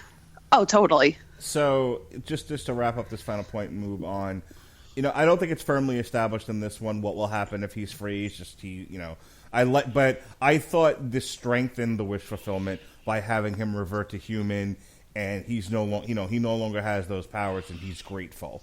I thought it was a lesson about having power. I thought it was a very strong scene. I liked it much better than how they handled it in the cartoon. But I agree. I actually do agree. I mean, there is what was the line? It's like power corrupts, or those who want power will always wish for more power, or something like that. Power corrupts. Absolute power corrupts. Absolutely. Well, that's the standard bit of dialogue we've been fed. It's largely true. I mean, I'm not complaining about the wisdom of it. Regardless, it was a nice addition to throw that in. I kind of liked, he was like, since you, as you were saying, since he was basically looking at Aladdin going, since you clearly don't know what you want, let me give you a little advice before you totally screw yourself over. As I'm sure I'm willing to bet that there would have been a scene if he had asked about his past masters. Will Smith's genie would have been like, okay, screwed himself, screwed herself, screwed himself. Just this massive list of how everyone is just totally screwed up with their three wishes. Have you ever seen the horror movie? I believe it's called Jinn. I've seen Wishmaster, but not Jinn. It's the same basic concept where you get a genie and the genie will grant you three wishes, but because it's a horror movie, there's always like a guy in jail stumbles across it and wishes to be out of jail. The entity responds by throwing him through the bars of his cell and turning him into hamburger meat. Well, you're out of jail. And I imagine that Will Smith's genie in his day has probably done a few of those. Like, okay, you gave me enough gray area and I don't like you, so... Yeah, I mean, there is a great line. It's like, there's a lot of gray area in that, and they did use that. In all fairness, they did use that line very well. and again, they played it off at the end when he goes, there's a lot of gray area in Strongest Being in the Universe. Okay, I can work with this. All right. If there's nothing else, then the money, yeah? I think, was there anything else I wanted to touch on? Oh, very briefly, and I swear, very briefly. I think one of the things we've now learned about these movies is that the director is very, very critical to their success. You need someone who can work within the studio framework in the sense that they can take notes, they know what boundaries to play within. You also need a director whose sensibilities line up with the material you're presenting. And Guy Ritchie doing Aladdin makes a lot of sense, and his directorial flares add to the story rather than detract from it, which is something we have seen in other instances of these movies. So credit to Guy Ritchie. Appropriate pairing of material and director. So I think we all agree thumbs in the middle, yeah? Yeah. Leaning down, but in the middle. I think when I walked out, I said, this is definitely one of the best of the Disney live-action adaptations, but that's such a freaking low hurdle. All right, let's talk about the money. Here comes the money. Here we go. Money talk. Here comes the money. Money, money, money. Dollar, dollar. Dollar, dollar. All right, this thing, as I said before, had a budget of about $190 million. It's currently, as of this recording, sitting at $255 million. Obviously, it won its weekend. Who thought this wasn't going to beat fucking John Wick? Jesus Christ. So Totally different audiences. yeah. Even though John Wick was by far the better movie, I'm sure. No comment. What? I didn't listen to last week's show. Sorry. So yeah, Aladdin. You should. It's not just to shamelessly shell our product here, but Mark and I had a halfway decent discussion about the franchise in general. So weirdly, Dumbo jumped up from 18 to 11.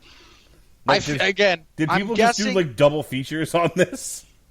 Possibly. I also wouldn't be surprised if Dumbo, despite it being out here for a few months, might have finally got into a few places with much heavier censorship screening laws. Anyway, Aladdin debuted at number 1. John Wick fell from 1 to 2. Avengers 2 to 3. Avengers is about $100 million away from finally beating Avatar. People, let's all go out and see Avengers this weekend. Okay? Yeah, please. Let's get Final this done. Desperately. Okay, if you do nothing else this weekend, for God and country, go see Avengers Endgame. Even if you've seen it 3 times, see it a 4th. Pokemon, or just buy a ticket. I don't care if you go or not. You shameless capitalist, you. Pokemon Detective Pikachu fell from 3 to 4, and has been greenlit for a sequel, by the way.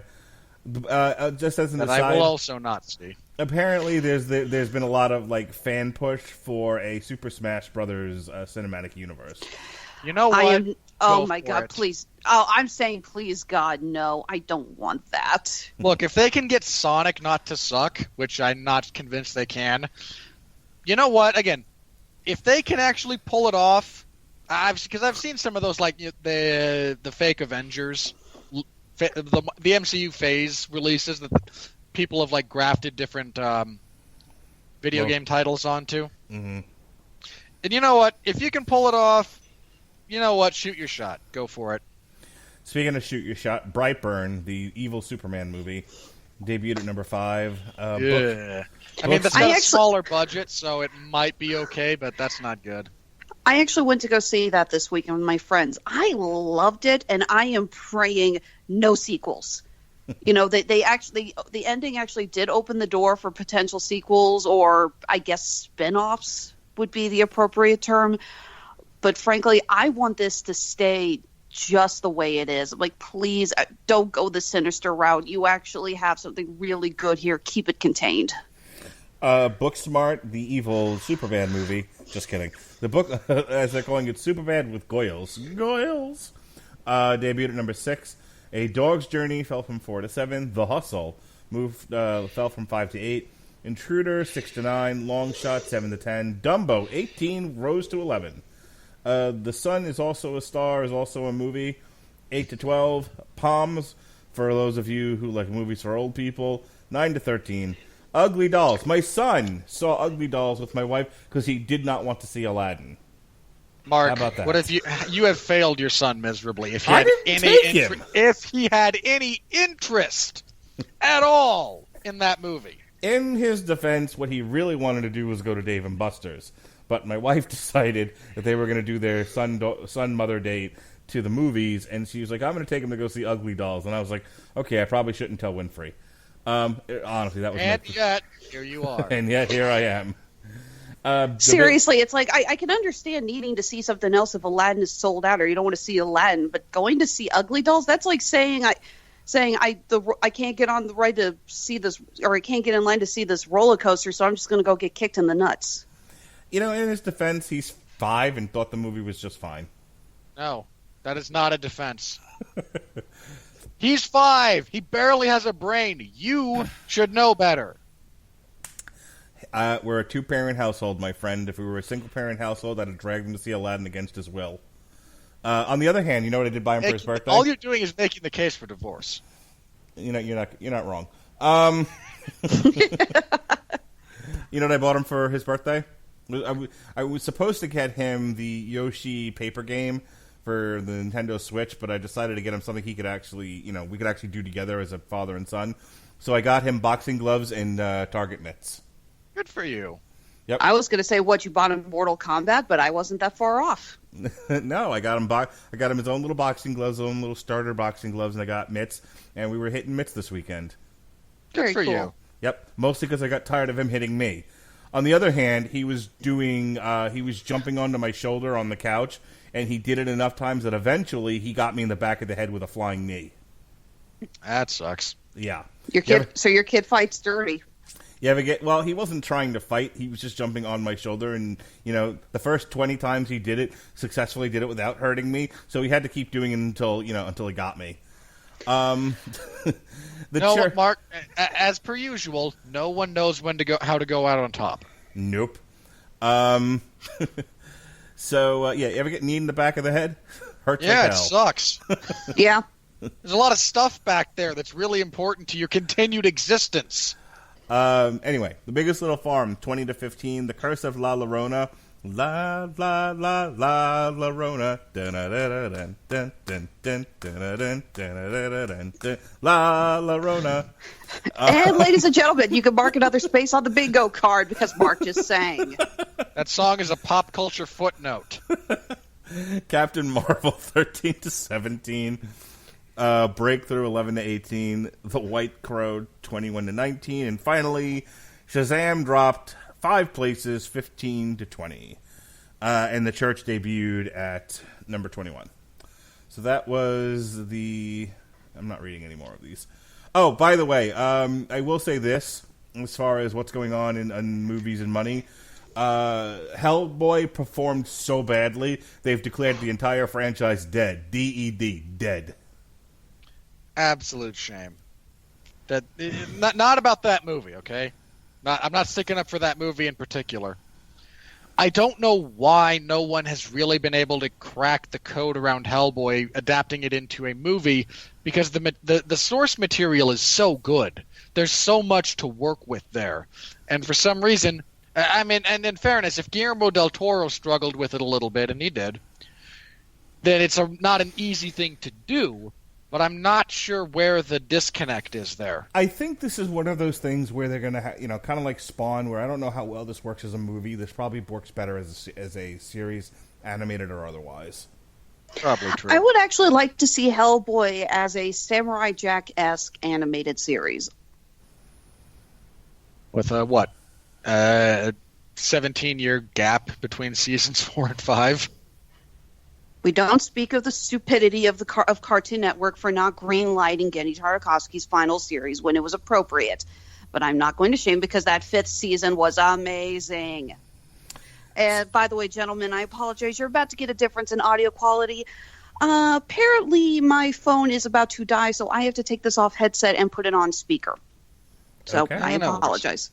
Hey, All right, Mark, hang on.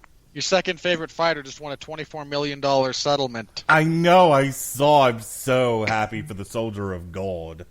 He's seeing like none of that money. Anyway. But good on it. Good on him for. I mean that's in all seriousness. I know tainted supplements get thrown around as a kind of crappy excuse. The supplement industry is essentially unregulated, and there's a lot of companies that show up for like 6 months, sell their product, shut down, move to someone else's base, someone else's kitchen, make more stuff, sell it under a slightly different name, rinse and repeat. So I doubt very much Romero actually gets paid relative to this, but for a guy who had to fight USADA to prove his innocence and is now taking these people to court and won successfully, there's a few other fighters I know that have pending lawsuits against other supplement companies for this. You know what? Good for you guys. I mean that in all seriousness. Hey, maybe someday this shit will get regulated, but until that day, Avengers Endgame is still number 1. It's currently at 2 million. billion. Sorry, billion. Fuck me.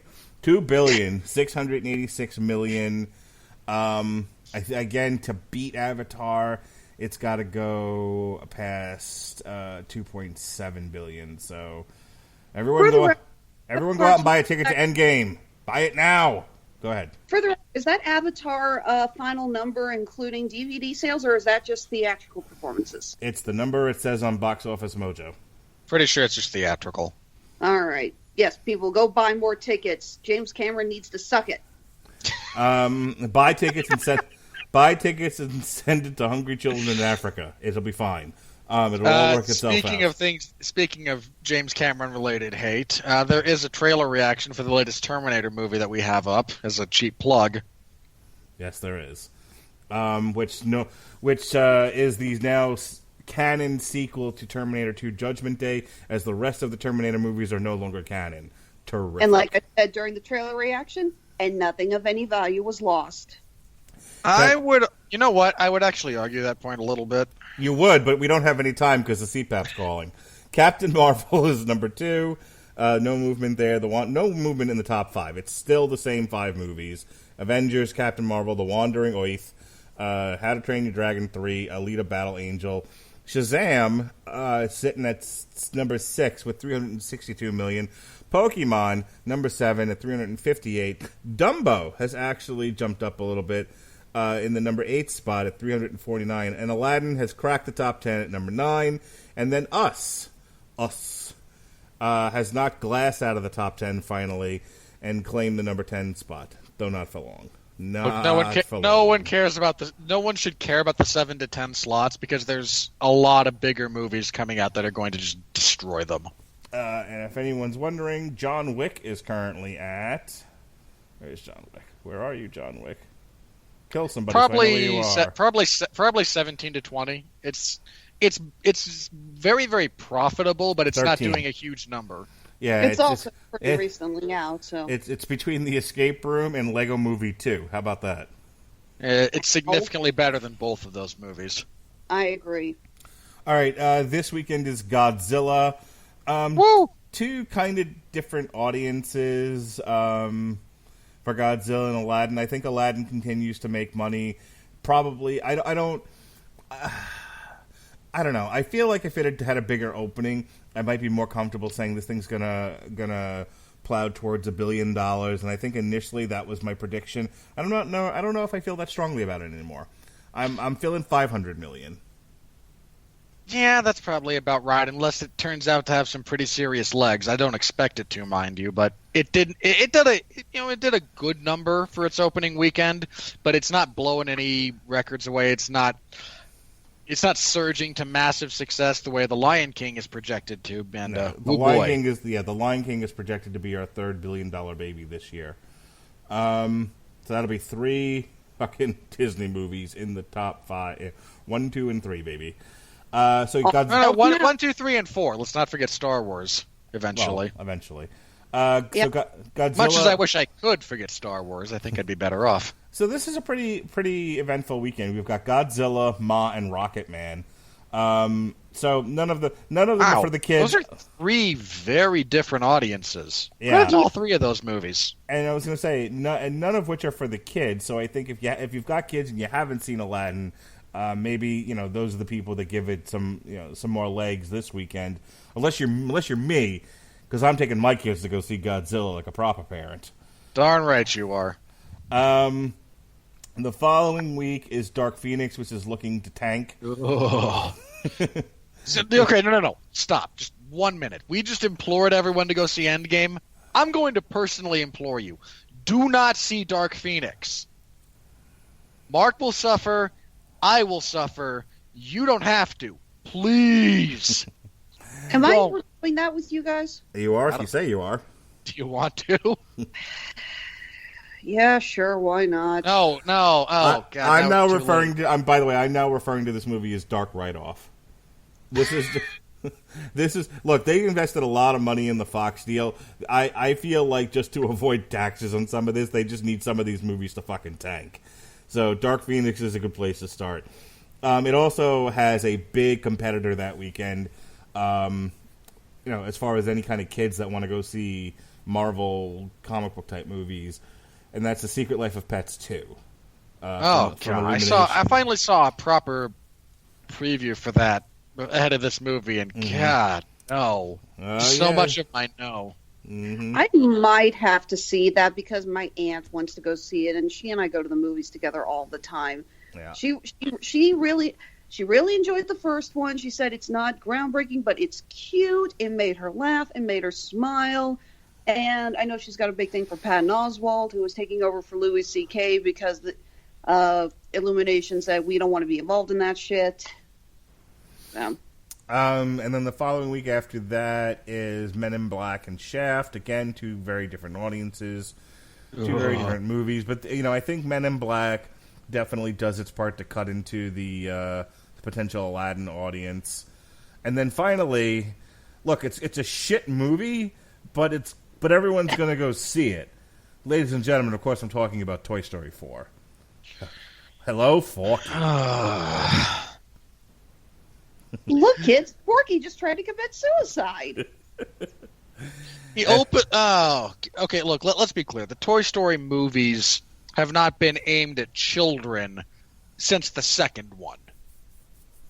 All right, 3 was very clearly not a kids' movie. Not that kids couldn't enjoy it, but that is not a kids' movie. Wherever Aladdin lands by the end of the weekend, June 28th, that's all the money it's pretty much going to make. After that, it's going to be pennies because you've got, right after that, it's Spider-Man on July 2nd. So you have until Spider-Man comes out, then you're done, Aladdin. You're done. Sit down. The movie that made Mark so excited, he put off his chemotherapy. CAR-T. Okay. CAR-T. Sorry. Yes, CAR-T. Can I take your treatment for you and not see the movie?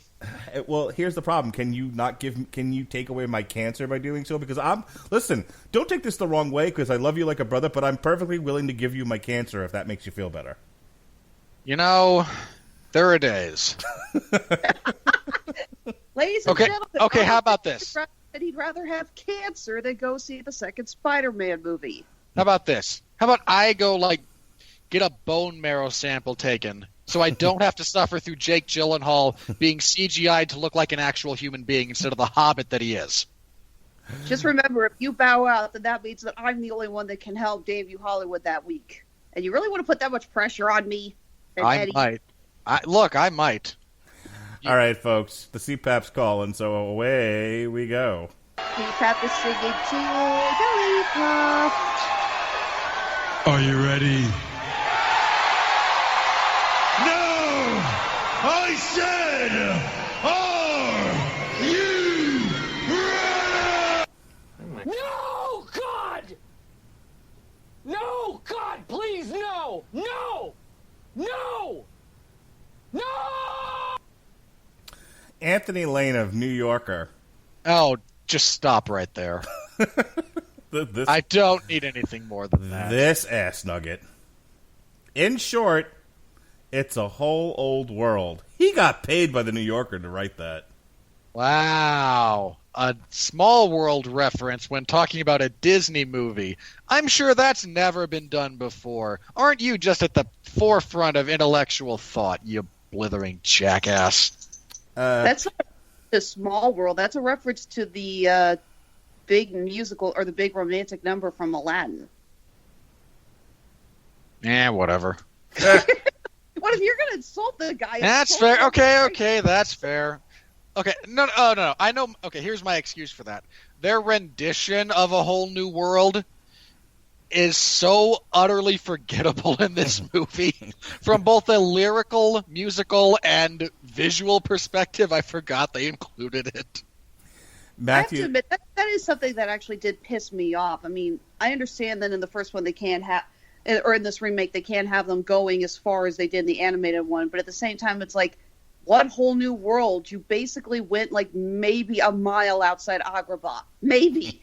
You took a trip. You took a ferry around the bay. That's what you did. Incidentally, when he says that he banishes Aladdin to the ends of the earth, I have the same gripe with the first one. Incidentally enough, I don't know where That's a small ass world. If he can get back there by flying carpet before hypothermia kicks in, with the wind chill of being on a flying carpet. They used. I can explain it to you. They used warp technology. Matthew Lacona, San Diego reader. There are efforts made, whether through good faith or just market savvy, to update Princess Jasmine into a people's champion who might prefer ruling to romance. Enough to make you wish that Disney people had gone whole hog and just called it Jasmine. Ugh. No one wants that. You Not moron. really. Again, put your pants down. No, pull your pants up. No one wants to see your virtue. Stop it. Peter Rauner of Christian Science Monitor. Oh, shit.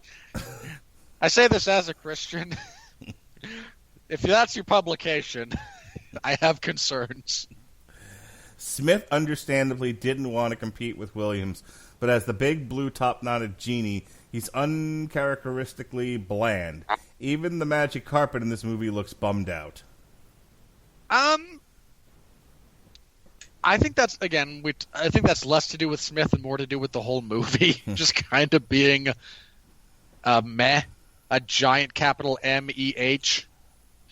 How does the carpet look bummed? Okay, seriously, I'll admit that the magic carpet's actually one of my all-time favorite characters from the original Aladdin. I love how much personality they gave to a silent character with absolutely no facial features. That's brilliance in animation right there. True. But this one, it's like the carpet looked bummed out.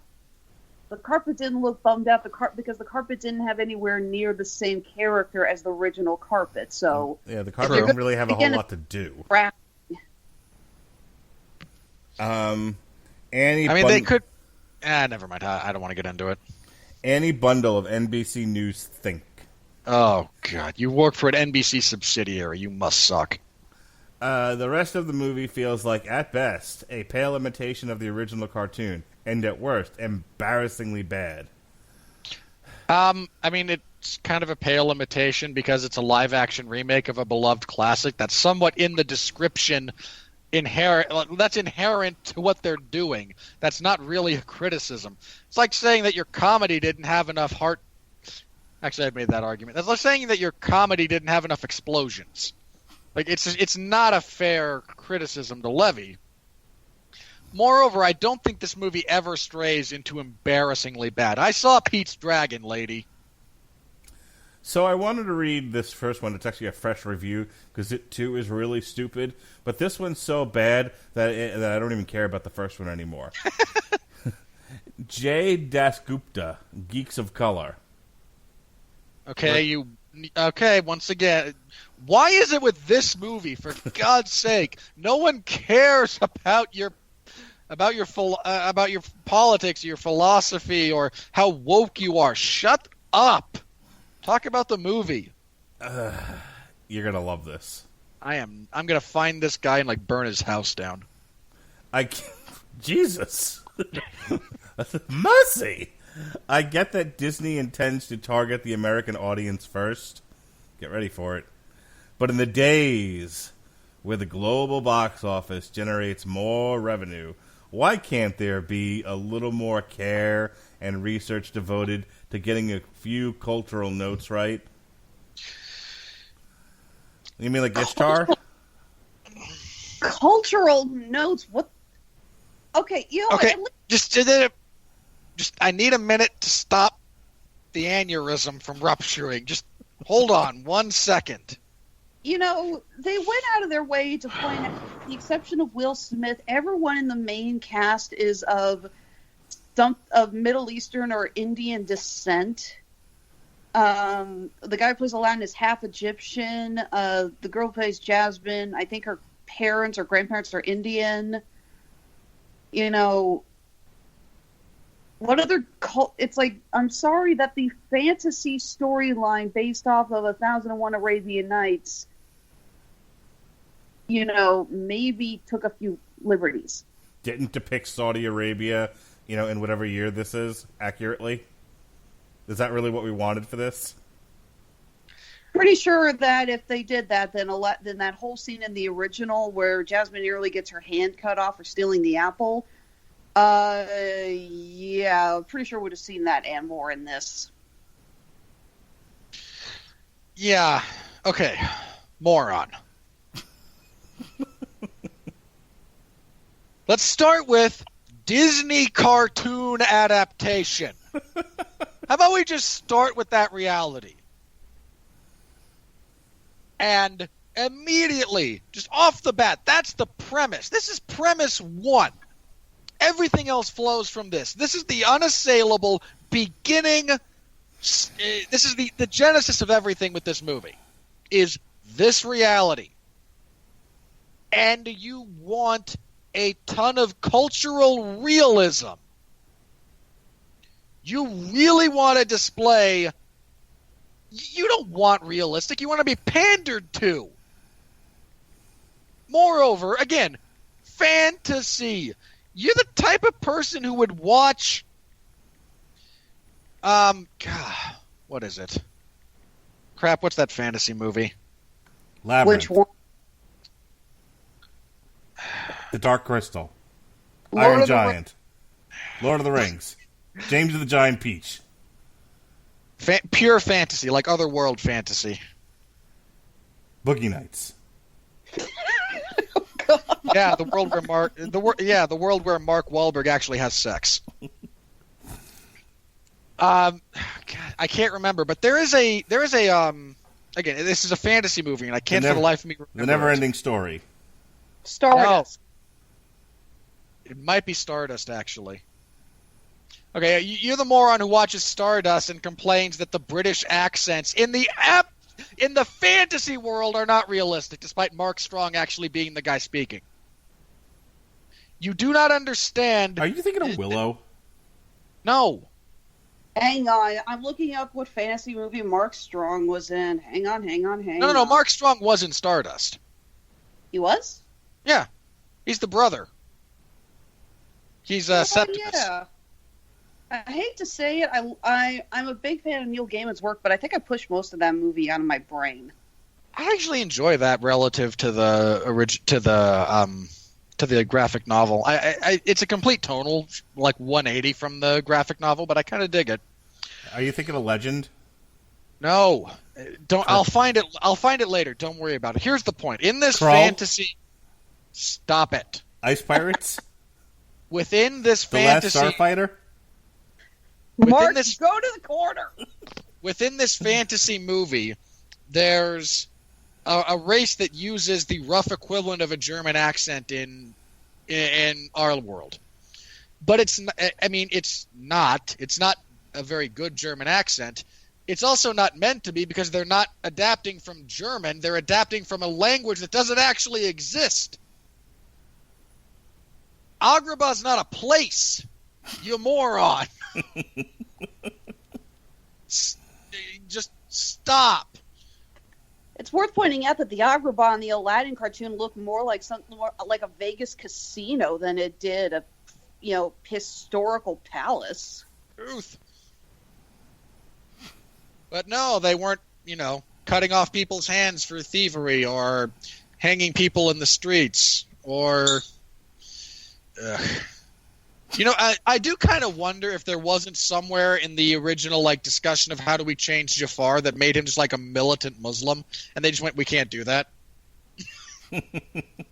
Like he actually is, following the ideology of conquer, convert or die, build the empire, and they just went, you know what, we'll get reamed by this, so let's just make Jasmine shrill, and he used to be poor. All right, moving on. Kiko Martinez of the San Antonio Current. With the exception of the magnificent A Whole New World sequence where their title character Aladdin and Princess Jasmine ride a magic carpet across the fictional city of Agrabah, Disney's Aladdin is a CGI-heavy bore. Yeah, you actually singled out as good probably the most uninteresting, visually muddied bit of CGI in the entire movie. Congratulations. You arrived at a proper conclusion, but you took so many wrong turns to get there, it's not even funny. How's your aneurysm doing? Because I'm about to make it burst. All right, go for it. Hold on. Do I need to go back down into the basement to, get away from the explosion from this? You might want to have a pee pad down for Eddie. Roxana Haddadi of Pajamas, House of F Incorporated. What a frustration. Though that in the 27 years from when the animated version of Aladdin was a cultural phenomenon, In fairness, it was. Disney still can't figure out a way to remove the Orientalism. I'm sorry, what? They can't figure out a way to remove the Orientalism. Okay. Okay, first of all, I didn't think that was a word we were allowed to use anymore. Let's have a brief... Okay, why has geography failed humanity? Like, how do we not... Okay, and let me preface this, okay? I am not under the impression that there's a severe Oriental influence in the Middle East. I might be wrong. There might be some deep-rooted influence from, mainland China that has taken cultural hold throughout the Arabian Peninsula. I could be grossly mistaken here. But I don't think that I am. That's the wrong word. You were not trying to use that word because there's not a significant amount of Oriental influence. No, that would be Mulan. Yeah. Like, okay, no, I know what happened. You have one stock review for all movies like this, and you just copy-pasted the wrong part. Oriental, unless you're actually trying to say general racial, stereotypes or painting in broad strokes, in which case Orientalism is a very specific subset of that is wildly misused here. The Orient is a specific geographic region that is separated from the Middle East by an entire subcontinent and the largest mountain range on Earth above sea level. Again, I was under the impression that we weren't allowed to use that word anymore. You can call a carpet Oriental. You can't call your buddy Sam Oriental. See, that's how that works. I mean, look, and this I have no problem if you refer to a region of the world as the Orient. There's a region of the world that has historically been referred to as such. Calling people from that region Oriental is overly broad, and again, while it might be accurate in the most technical of phrases, it's deeply misleading considering how often that was applied only to about 3 different nationalities, all of which get angry if you refer to them as that because they're not... Look, we are not Jim Ross. We don't get to call all Japanese Chinese. Oh, God. And for more on that, check out Jesse and I reviewing AEW, as I often refer to Jim Ross as Old Man Ross with them Chinese Chinamen. For whatever else it's worth, both Larry Zonka and Jeremy Lambert agreed with you, saying that was the dumbest thing. Donald Clark, Irish Times. A weird mess of vaguely woke filmmaking and cultural appropriation on the DeMille scale. No. I mean, I get what he's trying to say, and I don't think the point is entirely inaccurate. But this gets brought up all the time. That what constitutes cultural appropriation and what doesn't? I mean this in all seriousness. What is it? Is it because it's being used for profit? Is it because it's being used for profit by a Western-based country or a company? Is it because it's being used for profit in some kind of broad globalist appeal? Is it only cultural appropriation if it's done by an American-based company? Is it only cultural appropriation if it's done by people in a specific geographic location? Is it cultural appropriation if they're represented fairly or positively or only negatively? You throw that word around, that conjunction of words, like it still means something in 2019 when the fundamental premise of the argument has been so woefully diluted with overuse and misapplication as to render it absolutely meaningless. Speaking of absolutely meaningless, Sarah Knight Adamson, Sarah's backstage pass. God. We're almost done with this because I gotta get to bed. Guy Ritchie's Aladdin remake introduces kids to new methods to get their way by torturing Jasmine's dad, the Sultan. This will never be okay in a children's movie. Wow. As What? opposed to what they did in the first Aladdin movie? Where he literally tries to get the genie to... Where he literally tries to brainwash her. Like, what do you think... Okay, you moron. What do you think a children's movie is? I need... Like, there's got to be some significant linguistic difference here. Because I remember kids' movies. Especially when I was a kid. Furthermore, what's the argument? Torturing someone's father to get them to do what you want is bad. Yeah. That's why the bad guy did it. It's not presented as a good thing. Do you want another My Little Pony the movie? Is that what you're after? Well, friendship is magic, sir. Oh, shut up. Hey, I like My Little Pony. Okay. Look, again, the kids' movies are not all sunshine and rainbows. Like, I don't know where this notion came from, that children should never be exposed to adversity or darkness. You don't want to be stupid about it. But, yeah, Jafar's a bad guy. Bad guys do bad things. He's not a bad guy because he called you a name. He's a bad guy because he wants to instigate war, expand territory, and take power for himself when he has neither earned it nor is overthrowing someone. I mean, there's not even the basest moral argument that, well, he's not as bad as the guy he's overthrowing. No, the Sultan's a good guy. There's a reason bad guys do bad things in kids' movies, so that they learn to understand the stakes involved and why you must and why you stand up to them. You also don't have the good guys doing bad things. Any child that looks at Jafar as a role model has serious problems long before they ever set foot into that theater. Yes, thankfully my daughter picked up that Jafar was the bad guy. Matt Brunson of Creative Loafing, this fuckface. God. By providing the former Fresh Prince with fresh material, Smith is able to escape the inevitable comparison to Robin Williams. But if the film works magic with the genie, it fails miserably with Jafar. I mean, yeah, we actually did talk about that a little bit. Yeah, Jafar is a massive fail in this movie. The genie is passive. Eric D. Snyder of Crooked Marquee, again, this asshole, improves on the original in no way whatsoever, and is only palatable if you've never seen the other one. Again, isn't that pretty much like commonplace with the live action adaptations? Yeah, in a lot of respects. Again, Beauty and the Beast fleshed out some of the characters more, made Gaston more of a character and less of a caricature.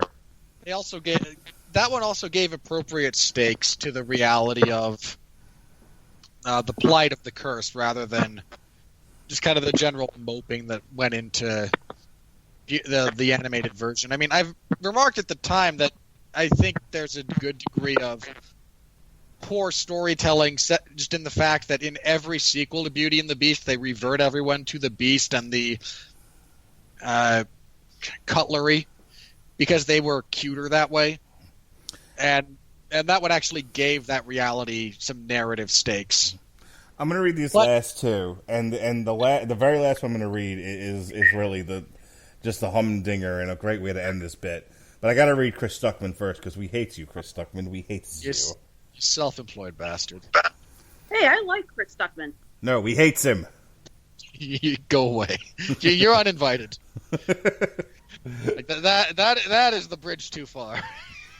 We hates is you, Chris Stuckman. We hates is you. But Alexis likes you, so that's fine. When the Giants... Because as Meatloaf famously said, 1 out of 3 ain't bad. There you go. When the Giants CGI Will Smith is bouncing around, it doesn't work. But when he plays himself, he's very charming. The best part of the movie. The actors are trying to break free, but some of the dialogue and performances are cringeworthy. I mean, he's not wrong. All right, lastly, you guys are going to love this one, okay? I'm going to say this, and then I'm just going to put my earphones down while Robert screams at the moon. And then I'll come back. Okay. You've set me up. You've now elevated this one to pretty significant standards. We've had some bad ones in the past. Akil Aurora of Gadgets 360. Unfortunately, Aladdin doesn't make any meaningful effort to depict the Middle Eastern way of life. Good night, everybody. I am officially ducking for cover. I almost don't have the energy for this because I already yelled about this. Okay, let's start with this. Again, not a real place. The city is not real. You'd think the flying carpet and the genie that comes out of the lamp might have clued some people into we're not going for realism here. But apparently that's too subtle a nod for this person. What exactly do you think the Middle Eastern way of life was like at the time period that's being described within this movie? I genuinely mean this. What do you think it was like? Go ahead. Please enlighten me as to your in-depth knowledge. And you know what? If this person's actually has a doctorate in Middle Eastern studies from a reputable university and just can't get a job doing anything because that's a largely useless degree and is writing movie reviews to pay the bills, I will take the egg on my face for this, all right? I absolutely will. What do you think it was like? Because depictions of tribal warfare, the raiding Bedouins, the constant clashes between the religious Muslims and the Arabs, we use those interchangeably nowadays. They are not technically interchangeable. Different people. One's a religion, one's an ethnicity. I mean, do you want to go into the details about the different empires and how their horrible rules were established, the murder and the mayhem and the disease and the poverty that's endemic to all, and this is not a shot at this area in particular, any place on Earth, any human civilization, if you try to tell an accurate story about their way of life during the time frame depicted here, it's death in childbirth and a lot of death from measles, you anti-vaxxing morons. Can Eddie and I come out now? Is it safe?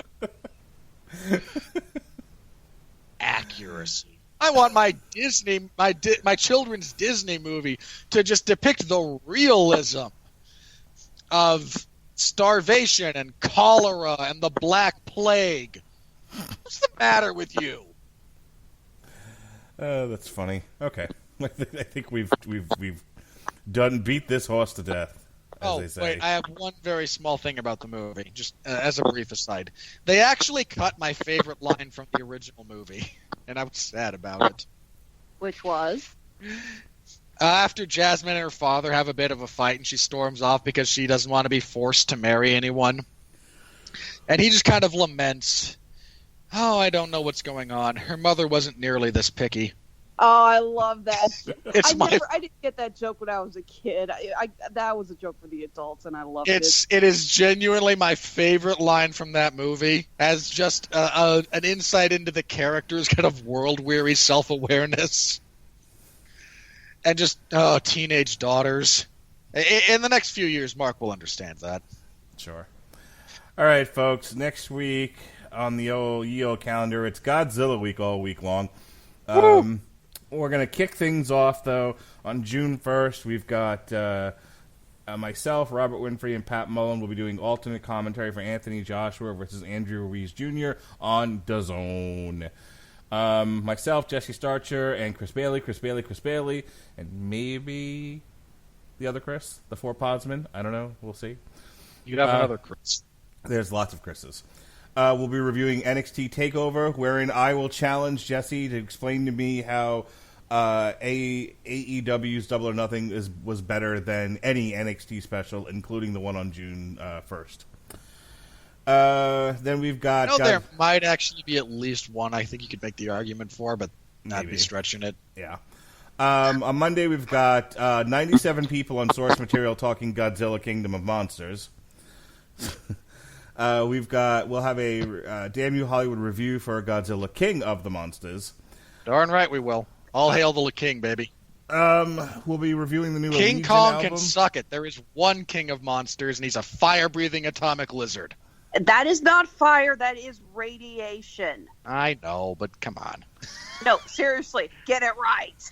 And then we'll have an on-trial for the 1998 Godzilla. And then There is no defending the 1998 Godzilla. there's plenty of defenses for it. Robert, you don't know what I'm in for that week. And at some point that week, we're going to throw up a commentary. Myself and Alexis Hina will sit down and we'll watch Godzilla 1998 and we'll talk about it. Are you just going to riff tracks it? Yes. Yes. Okay. I can't expect you will do anything other than just laugh hysterically throughout the entire movie. It's so bad. I intend to provide in-depth analysis. No, I intend to make fun of Matthew Broderick. Good. Look, I take it back. There are two things about that movie you can praise. No. And only two. No. You can praise Hank Azaria No. and his Brooklyn accent. And you can praise Harry Shearer for playing Kent Brockman in real life. Whoa, CPAP's calling me. Whoa. Yes.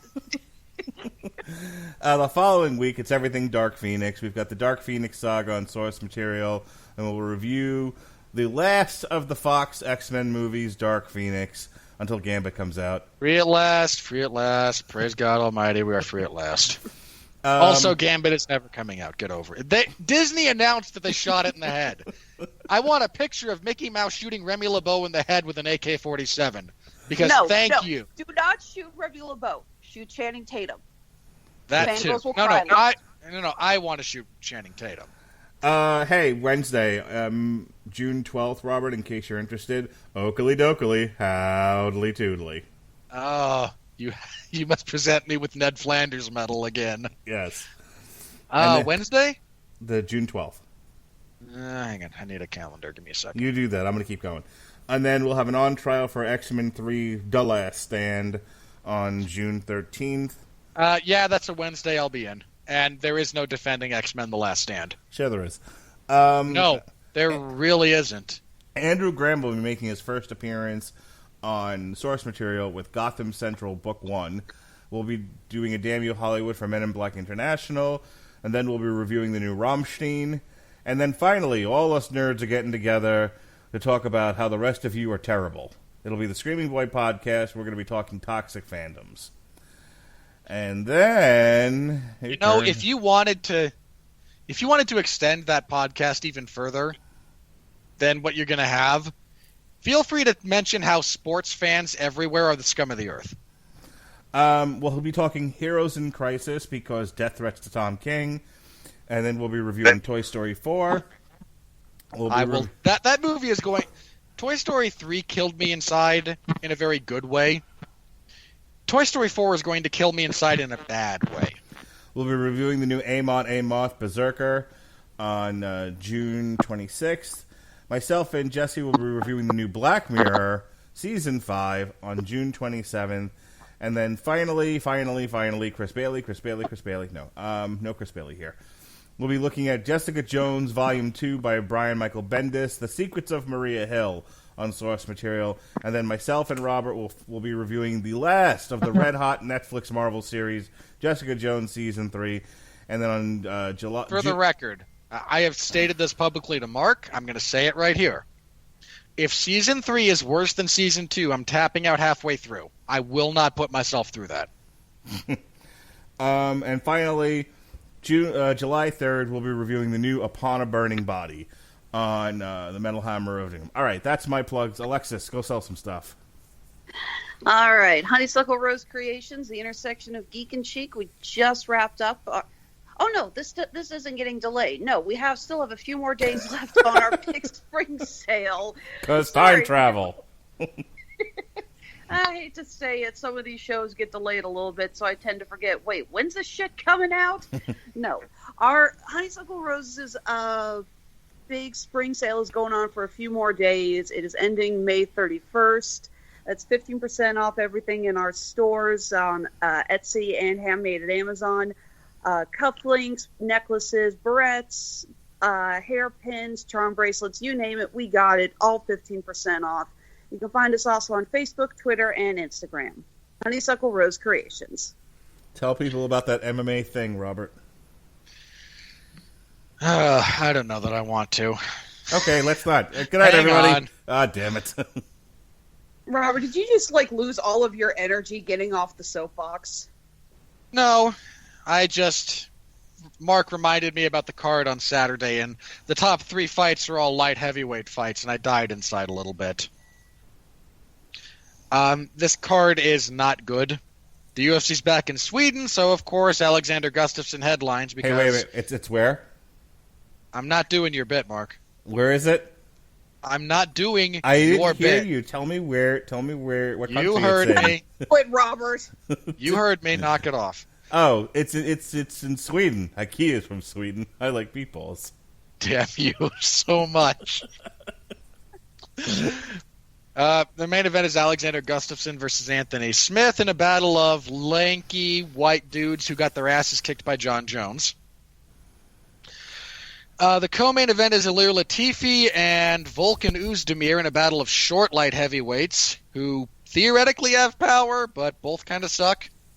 The next fight down is Jimmy Manawa, desperately trying to right his career, against Alexander Rakic, who might be the only light heavyweight prospect I have any interest in at all.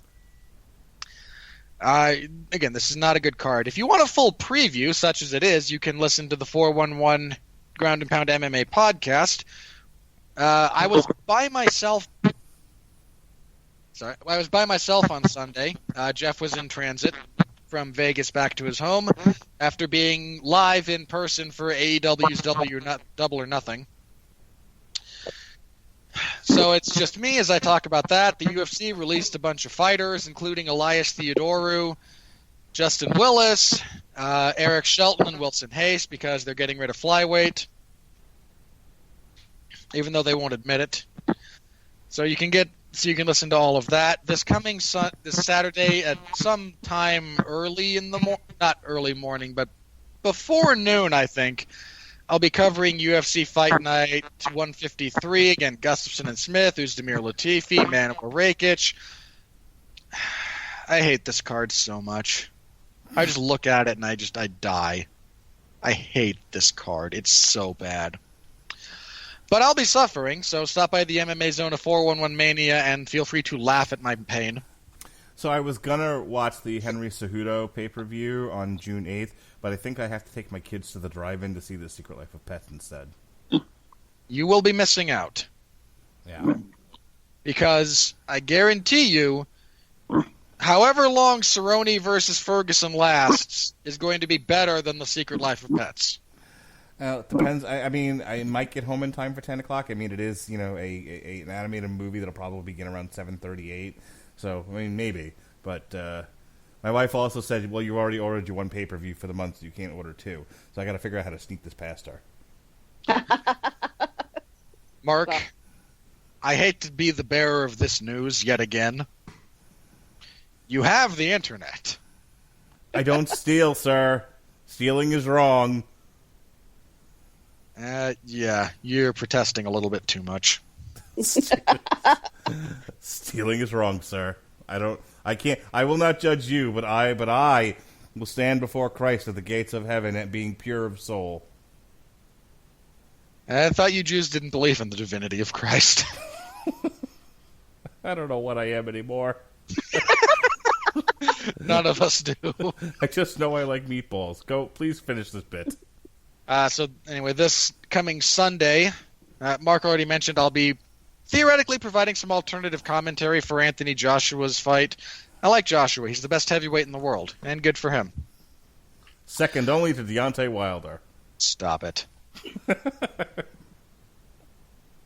We did an entire podcast about how bad Deontay Wilder is, and you still have the nerve to trot that out. Finish. Speaking of that podcast I just referenced, Mark, Pat, and I did some alternate commentary over Deontay Wilder's latest fight, and I use heavy air quotes around that. It was so bad and so short, we wound up talking about 2 better heavyweight fights, so feel free to listen to that. Sunday I'll have on the 411 Ground and Pound radio show, Jeff will be back in theory. We'll have a review of Fight Night 153, and we'll be previewing UFC 238. I'm living for this card. Like, this card is sustaining my existence. Henry Cejudo versus Marlon Moraes. Valentina Shevchenko versus Jessica Ai will be a fun squash match.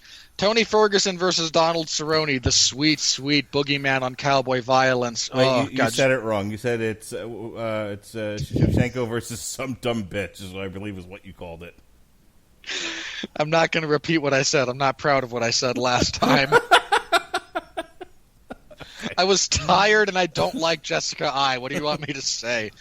And for the record, what I said was, and I quote myself, some bitch from Ohio. That might be the greatest thing you've ever said. Also on that card, Jimmy Rivera will fight Peter Yan, and oh, yes. Those 2 fights, Rivera Yan into Ferguson Cerrone, just hooked that into my veins. Oh, God. So you can tune in for that. Again, that we'll be previewing that, and then that following Saturday I'll be covering that because I don't get weekends off anymore for like the rest of the year. I seriously think the UFC has an event every Saturday for the rest of the year. I'll have to double check that, but I'm pretty sure. So yay me. My bank account is grateful.